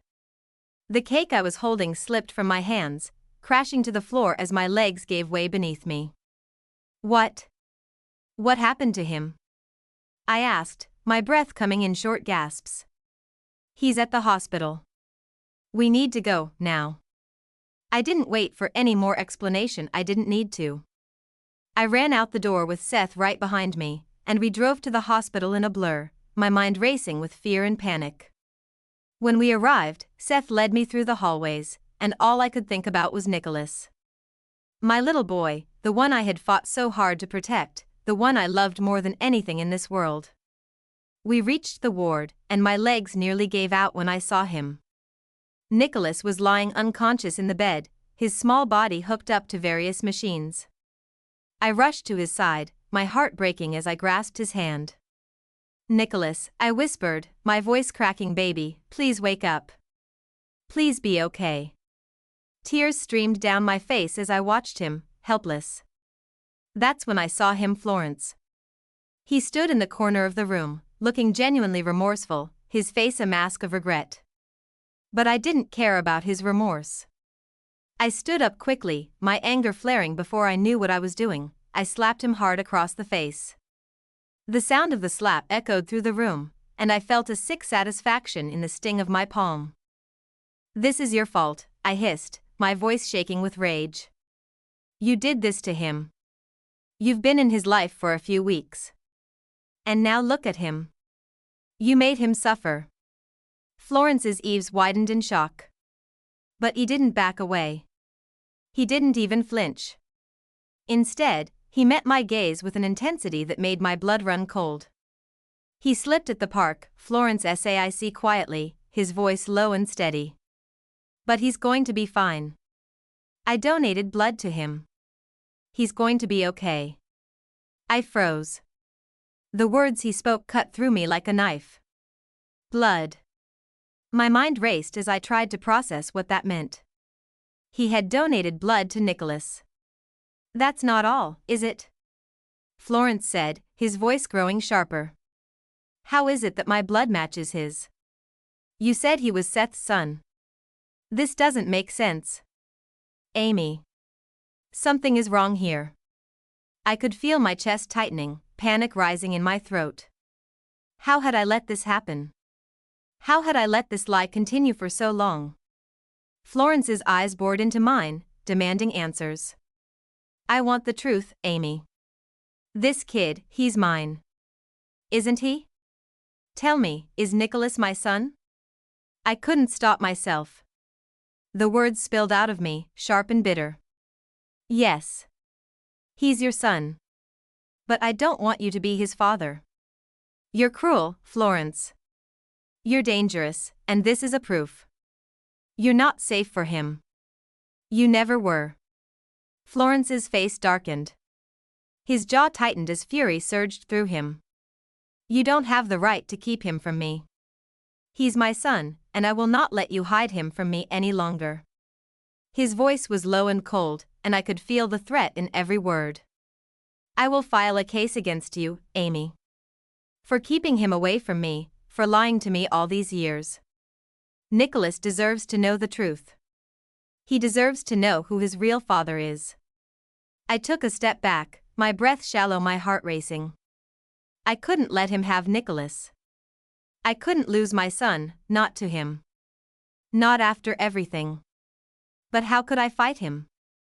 How could I stand against a man who was legally his father? I'll fight you, Florence, I said, my voice breaking but determined. I'm his mother, and I will do whatever it takes to keep him with me. You won't take him away from me. I won't let you. The tension in the room was unbearable. Florence's expression was unreadable, his eyes cold. But I knew that this fight was just beginning, and it terrified me. Seth sat next to me, his hand on mine, offering silent comfort. I didn't know how to feel. I didn't know what to do. I only knew one thing: this wasn't over. Wouldn't let it be. As if finals weren't bad enough. The door to the ward opened, and Carolyn stepped inside, holding a small wrap-pack. Gift. She walked over to Nicholas's bed, her smile forced and thin. Happy birthday, Nicholas, she said in a voice that dripped with false sweetness. I stood up immediately, my fury boiling over. You. What are you doing here? Before she could even react, I pushed her hard against the wall, pinning her there with all the anger and frustration I had been holding back. If you're involved in what happened to my son, I swear to God, I'll make sure you pay. For 3 agonizing weeks, I watched over Nicholas as he lay in that hospital bed. I barely slept, barely ate every second. I feared he wouldn't wake up the same. But when his bright eyes finally opened, when he smiled weakly at me and called me Mom, I knew we had to leave. Nicholas had suffered a concussion after slipping at the park, hitting his head hard. He was lucky, no permanent damage, just a loss of blood. But what terrified me more was how he had survived. Florence's blood had saved him. That meant his biological father was a match. That meant Florence knew. And he wouldn't stop until he took Nicholas from me. So I made a decision. I found Seth sitting on the couch when we got back to the apartment. Nicholas was asleep in the next room, exhausted from the discharge process. I sat beside him, my hands trembling. We have to leave, I whispered. We can't stay here anymore, Seth. Seth's jaw tightened. He had been thinking the same thing. Without a word, he pulled a plane ticket from his jacket pocket and handed it to me. One way. Another country. A new life. I let out a shaky breath. You already knew. He nodded. I bought them the day Nicholas was admitted. I knew it would come to this. Tears burned my eyes. Seth always knew. I clutched the ticket, my heart hammering. We leave tonight. By afternoon, we were at the airport. The weight of our luggage matched the heaviness in my chest. Seth held Nicholas's hand as we moved toward the check-in counter. I kept my head low, scanning for anything suspicious. We were so close. Until a firm hand gripped my shoulder. "Ma'am, you need to come with us." I turned, my heart stopping. A police officer. His expression unreadable, cold. Seth stepped forward. "What's going on?" The officer didn't hesitate. "Amy Gilbert, you're under arrest for attempting to abduct a minor." The world tilted beneath me. "What?" My voice came out strangled. "He's my son." The officer didn't flinch. "You have no legal custody over the child. You're attempting to take him out of the country without permission from his biological father." I felt sick. "That's a lie." "Seth, do something." Seth reached for me, but another officer grabbed his arm. "You too. You're under arrest as an accomplice." Nicholas's small voice broke through the chaos. "Mom?" He sounded scared. Confused. I turned to him, my heart shattering. "It's okay, baby. Stay with Seth." But then I saw them. Florence.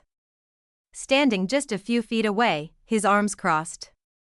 Carolyn beside him, a sick smile on her face. And Nicholas, my child, was being pulled toward them. "No!" I screamed, trying to lunge forward, but the officer yanked me back, twisting my arms behind me. "Don't take him. He's my son." Nicholas started crying. "Mom. Dad." He struggled, but Florence held him firm. "I don't want to go with them." Seth fought against the officers, rage in his eyes. "You can't do this. He's been with us since birth." Florence finally spoke, his voice calm, almost mocking. "And that was a mistake, wasn't it?" He looked down at Nicholas. "Don't worry, son. You'll be safe with me now." Nicholas thrashed harder.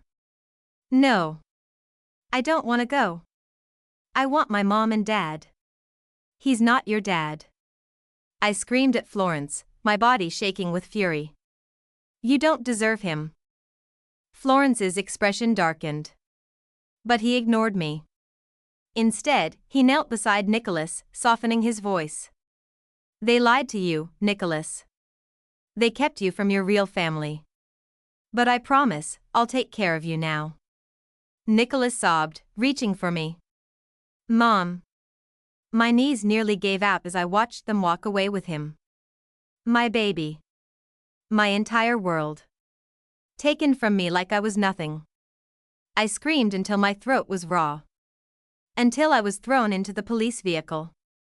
Until the world faded into a nightmare I couldn't escape. The prison cell was cold, suffocating. I didn't know how many hours had passed, but it didn't matter. I curled up on the hard bench, my arms wrapped around myself. My mind replayed the moment Nicholas was taken over and over again. Seth was in another cell. I couldn't see him, but I could hear him yelling, demanding to speak to someone. He was trying to fix this.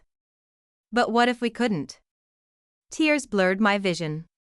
Nicholas was out there, alone, scared. I should be with him.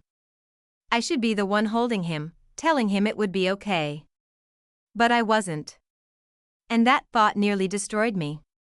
The sound of footsteps made me sit up. An officer unlocked my cell door. "Come with me." Fear prickled down my spine. Something felt wrong. "Where are you taking me?" I asked, my voice hoarse. The officer didn't answer. I hesitated. But then rough hands grabbed my arms and pulled me forward. I struggled, panic setting in. "What are you doing?" No response. The hallway was dimly lit, the air thick with something sinister. I glanced back at Seth's cell, but he wasn't there. My stomach twisted. This wasn't right. They weren't just moving me. They were taking me somewhere. And I had no idea if I'd make it back. I fought against the officers with everything I had, thrashing and kicking, but their grips were like iron. Let me go. I screamed, my voice raw with desperation. One of them growled in frustration. Shut her up. Then crack. A heavy slap across my face sent me sprawling into the car. My head slammed against the doorframe, and pain exploded behind my eyes. My vision blurred, my body went limp, and the world turned black. When I woke up, the first thing I felt was the cold. The air was thick with the scent of damp earth and gasoline. My hands trembled as I pushed myself up, my head pounding from where I'd been struck. My vision adjusted to the darkness, and that's when I saw them. The officers. They were digging. I sucked in a sharp breath as realization hit me like a freight train. They're digging my grave. Panic clawed at my throat. I scrambled backward, but my body was still weak. The sound of the shovel slicing through the dirt sent chills down my spine. One of the officers turned to me, a sick smile spreading across his face. Awake already? That's a shame. I forced myself to stay calm. Please, you don't have to do this. He snorted. This ain't personal, lady. Orders are orders. Orders. I knew who gave them. Carolyn. The rage that burned inside me pushed away the fear. I clenched my fists, my nails digging into my palms. I won't let them bury me like this. I won't die here. I had to fight. But before I could move, chaos erupted. Gunshots. A strangled scream. I flinched as one of the officers dropped, blood pooling around his chest. Another fell before he could even reach for his weapon. The third turned in terror, only to be struck down in seconds.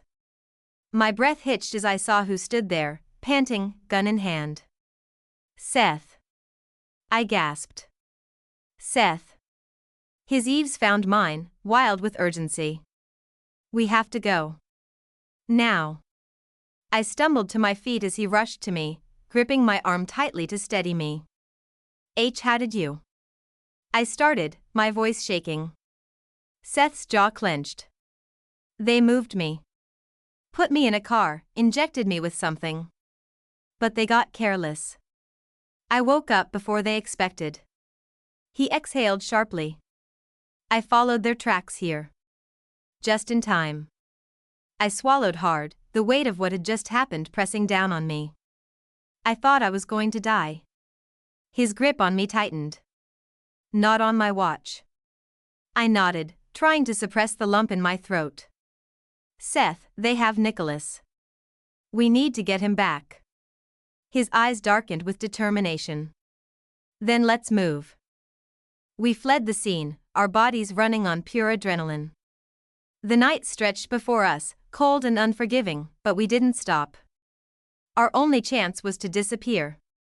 Seth and I made it to a nearby train station, barely managing to blend in with the crowd. The moment the train doors shut behind us, I finally let out a shaky breath. We don't know where we're going, I whispered. Seth gave me a grim look. Anywhere but here. The train rattled forward, carrying us into the unknown. Hours passed before we arrived in a town neither of us recognized. It was old, eerily quiet, with streets that seemed untouched by time. The buildings looked worn, their wooden structures creaking under the weight of the wind. As we wandered through the deserted streets, an unsettling feeling settled over me. Then we saw her. An old woman stood at the entrance of a small wooden house, her piercing eyes locked onto us as if she had been expecting us. Seth tensed beside me. We need to keep moving. You are in grave danger. Her voice was like gravel, rough yet steady. I hesitated. How do you? She turned and walked into her house without another word. Seth and I exchanged wary glances before following. Inside, the air was thick with the scent of herbs and something ancient. Strange symbols were carved into the wooden walls, and a dim candle flickered in the center of the room. "You are being hunted," the woman said without looking at us. I swallowed hard. "We know." She finally turned, her sharp eyes narrowing. "Then why are you here?" My voice cracked. "They took my son." For the first time, her expression softened. "And you wish to get him back?" Tears welled in my eyes as I nodded. "Please." She studied me for a long moment before reaching for a small vial filled with a shimmering liquid. "This will help you disguise yourselves. But only for one day." Seth tensed. "A disguise?" The woman Esmeralda nodded. "If you are to enter their territory, you must not be recognized. This potion will change your scent, your appearance. But once the sun rises again, it will wear off." I glanced at Seth, seeing the hesitation in his eyes. But we had no choice. I reached for the vial. "We'll take it." Esmeralda's lips curled into a knowing smile. "Then be warned, once you step into their world, there is no turning back." I tightened my grip on the vial. "I don't care." Because nothing mattered more than getting my son back. A week of preparation led to this moment. Seth and I stood before Esmeralda, dressed in the dark uniforms of Alpha Florence's sentinels. The disguise was flawless. The potion had transformed us into entirely different people. Our facial features were sharper, more rugged, and our bodies now carried the build of trained warriors. But the potion alone wasn't enough. An alpha's senses are sharper than any human or lesser wolf, Esmeralda warned, handing us a small glass vial filled with an earthy-smelling liquid. "This will mask your true scent. A single whiff of your real scent could expose you both." Seth took the vial, dabbing a few drops on his wrists before handing it to me. The moment I applied it, a strange warmth spread over my skin, as if invisible hands were weaving a cloak around me. "You don't have much time," Esmeralda reminded us. "The potion's effect will only last until sunrise. If you don't get the boy by then, you may not get another chance." Seth nodded, his jaw tight. "We won't fail." I clutched my hands into fists, steeling myself. "We can't fail." Arriving at the mansion was easier than I expected. Blending in among the sentinels, Seth and I moved without suspicion. The guards were focused, disciplined, and completely loyal to Alpha Florence. No one paid us much attention, allowing us to slip into our roles seamlessly. And then I saw him. Nicholas. He sat on the grass, a ball in his hands, while Florence crouched beside him, attempting to coax him into playing. I clenched my fists so hard my nails dug into my palms. "Where's my mommy?" Nicholas asked, his small voice trembling. Florence hesitated. Then he lied. "She left, Nicholas." His voice was calm, almost gentle. "She didn't want to be here anymore." A choked sob escaped my son as he shook his head. "No. My mommy wouldn't leave me." I felt something inside me snap. My entire body burned with the need to storm over and take him away. Seth grabbed my wrist before I could move, his grip firm. His eyes met mine, warning me to stay in control. At sunset, Florence gathered all his sentinels. "There are threats against this pack," he declared, his voice commanding. "From this moment on, security will double.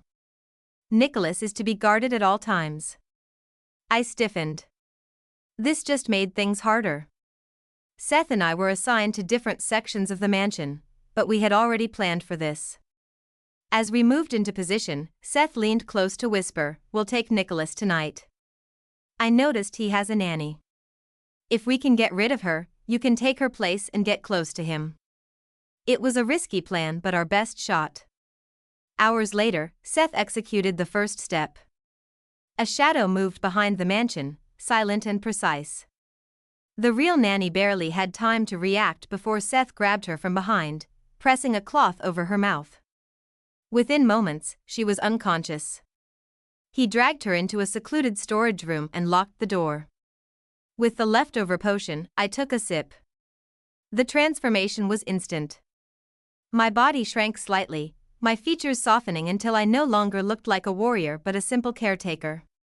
The perfect disguise. I straightened my uniform and hurried inside, heart pounding as I approached Nicholas. He sat on his bed, shoulders hunched, sniffling. My heart ached seeing him like this. I wanted to hold him, to tell him everything would be okay. But I had to be careful. "Are you all right, young master?"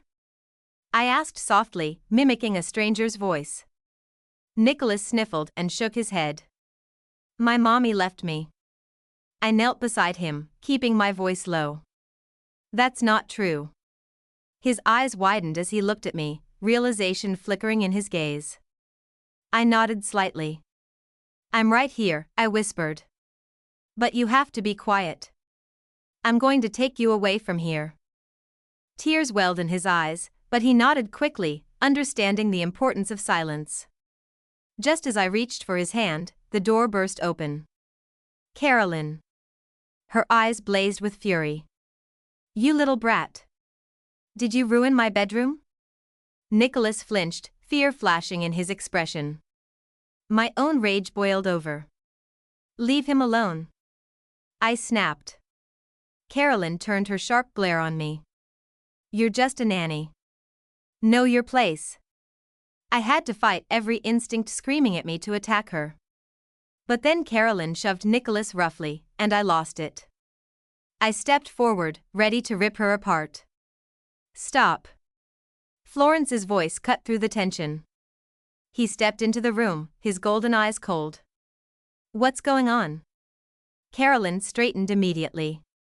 This nanny was harassing Nicholas. I braced myself. Florence turned to Nicholas. "Is that true?"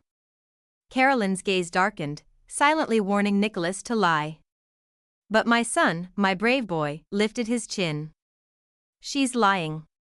Florence's expression darkened. He turned on Carolyn. "You have no right to lay a hand on him." Carolyn's face paled. I was just. "Enough," Florence snapped. His voice left no room for argument. I stood frozen, watching the scene unfold. He was protecting Nicholas? It didn't change anything. I still wouldn't let Nicholas stay with him, but for the first time, doubt crept into my mind. Florence exhaled sharply, then turned to me. "Are you all right?" I quickly bowed my head, keeping up the act. "Yes, Alpha." Florence rubbed a hand down his face, looking exhausted. "Watch over Nicholas. I have to find his mother." My breath caught. I forced myself to act neutral. "Did you hear what happened to them?" Florence frowned. "They were taken to jail. But after that, nothing. It's strange. I only ordered their arrest, but now they've disappeared." My stomach dropped. He doesn't know Carolyn tried to have us killed. Carolyn wasn't just trying to keep Nicholas away from me, she was working against Florence, too. And that meant she wasn't just my enemy. She was his. The night air was thick with tension, each breath I took felt like a countdown to disaster. Nicholas clung to my hand, oblivious to the danger surrounding us. I kept my face neutral, pretending to be nothing more than his nanny, while Seth stood among the sentinels, playing his role as one of Florence's men. Florence had left the mansion. This was our only chance. I approached the higher-ranking sentinel, forcing calm into my voice. "The young master wants to play in the garden." The sentinel frowned. Alpha Florence left no such orders. My pulse pounded in my ears. "Think, Amy. Don't panic." Before I could respond, a sickeningly familiar voice spoke behind me. "Let the brat go outside," Carolyn drawled, arms crossed. "He's been an annoyance all day." Every instinct screamed at me. Carolyn never did anything without a reason. Still, I had no choice. I tightened my grip on Nicholas's hand and led him toward the garden, Seth following closely. When we reached the farthest part of the garden, Seth whispered, "Now." In one swift motion, he took out 2 guards. I struck the others, my fists fueled by rage and desperation. Within moments, the path was clear. I scooped Nicholas into my arms, his tiny fingers gripping my shirt. "We're leaving, baby," I whispered. Seth sprinted ahead. "Hurry." I shifted, my bones cracking as my wolf form took over.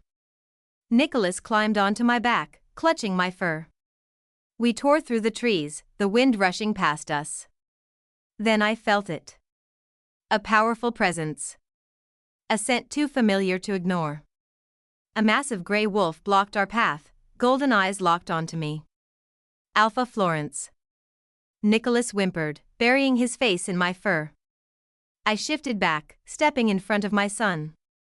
"Stay behind me." Florence transformed too, his jaw tight, eyes blazing with fury. "Give him to me." "No," I said, voice shaking with determination. "I will never let you take him."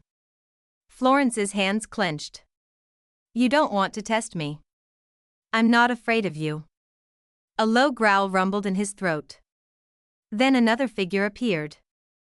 "Seth." "I'll fight you," he said coldly, stepping between us. "You lost to me once, Florence.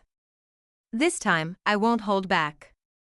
Florence's face twisted with fury. Then, in an instant, they clashed. Claws slashed. Fangs snapped.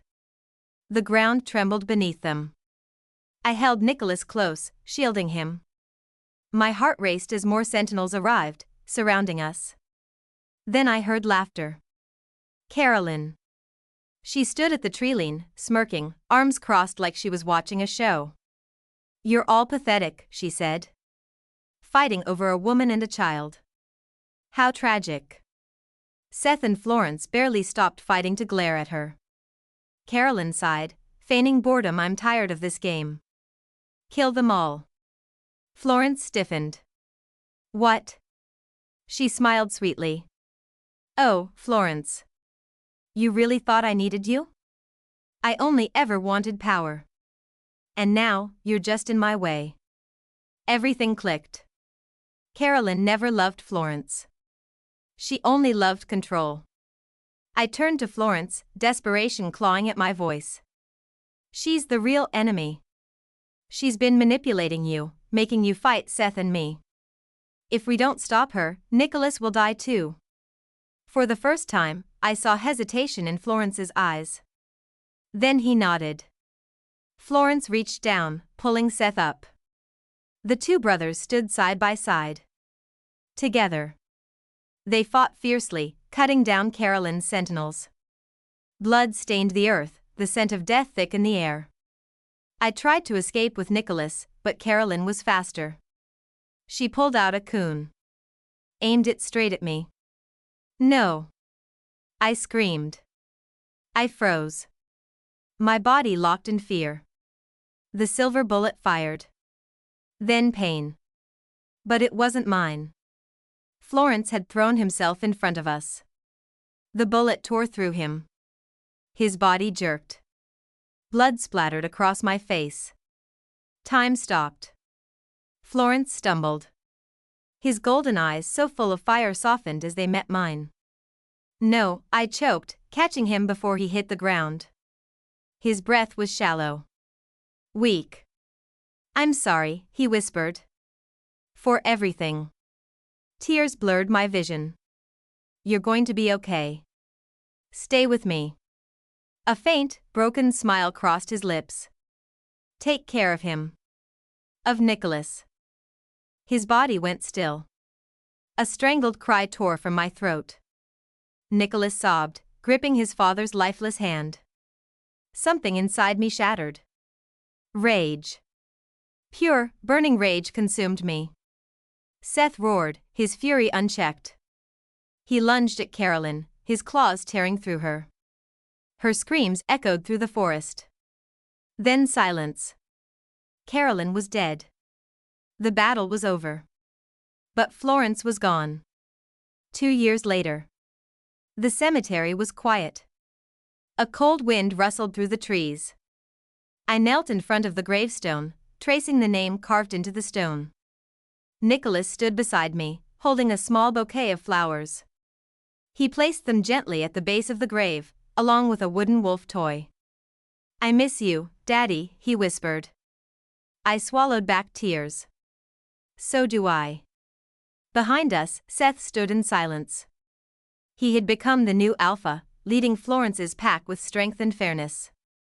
Life had moved on. But the scars remained. I reached for Nicholas's hand. He held on tight, his small fingers warm in mine. As we turned to leave, I glanced back one last time. The wind carried a whisper. A memory. Florence's golden eyes filled with regret. His final words. And then, we walked away.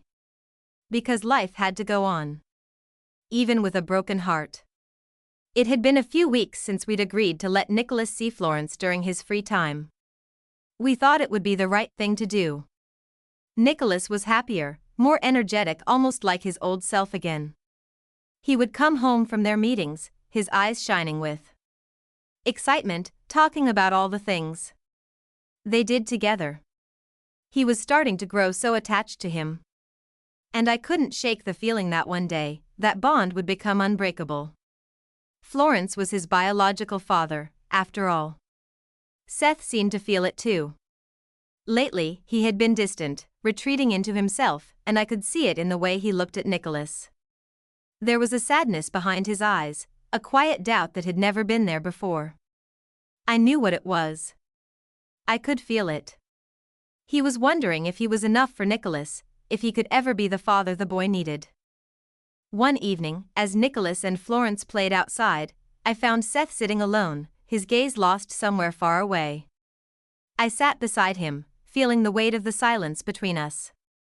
He didn't say anything at first, and neither did I, but the moment hung heavy in the air. Finally, I couldn't take it anymore. "You're enough, Seth," I said softly, breaking the stillness. He turned to me, his expression unreadable. "I'm not, Amy," he muttered, looking back out at Nicholas, still playing. "Whatever I do, he'll find his real father eventually. He'll always know Florence is the one who belongs with him." I felt a sharp pain in my chest hearing the rawness in his voice. "You are enough. You've been everything to him. You've been the one who's taken care of him, the one who's loved him. That makes you enough." Seth's eyes flickered with something that looked like pain, like regret. "It doesn't matter what I do. No matter how hard I try, Nicholas is going to look for his real father. And when that happens, I'll just be the guy who was there for a while. That's all I'll ever be." The words hit me hard, harder than I expected. My heart clenched, and I had to swallow back the wave of emotion that threatened to overwhelm me. He shouldn't have to carry this burden, not when all he wanted was to protect us. To give us a life free of fear. I reached over, my hand brushing his gently. "You don't have to apologize. You didn't do anything wrong. You're the only father Nicholas has ever known, and that's all that matters. No matter what happens with Florence, you'll always be enough." He didn't respond immediately, but his gaze softened, and I could feel the weight lifting off his shoulders, just a little bit. The next Sunday, Seth decided it was time to visit his mother. It had been years since he'd seen her, since he'd cut ties with his family. They'd never understood him. And his father's death had only made things worse. His mother had always been closer to Florence, and I knew that Seth had never felt like he belonged in their world. Nicholas and I went with him. I knew how hard it would be for him, but I couldn't let him go alone, not when he needed me. As Seth went to talk to his mother, I wandered around the estate, feeling like I was suffocating with every step. I made my way to the terrace, hoping for some fresh air to clear my mind, and that's when I saw Carolyn. She was standing at the railing, looking down at the garden where Florence and Nicholas were playing. There was no warmth in her expression, just a cold indifference that sent a shiver down my spine. It reminded me of the letter she'd sent me all those months ago, the one threatening to destroy everything if I didn't stay away from Florence and his world. I walked over slowly, but she spoke before I could say anything. I hope you're happy, she said flatly. You've got what you wanted. Florence is attached to your child. Her words stung, but I couldn't let her see that. I tried to leave, I said quietly, my voice steady despite the rage bubbling inside me. But Florence found us, he's trying to get close to my child. I can't stop that. I sat at a nearby table, the weight of her words settling over me like a dark cloud. I couldn't escape it. I couldn't escape her. I thought back to that birthday party, the one where she'd exposed my pregnancy to everyone, pushing Seth away from her and closer to me. I had never forgiven her for that. For what she'd done. You made quite the help that night, I said sarcastically, my eyes narrowing. I almost died on that road, Carolyn.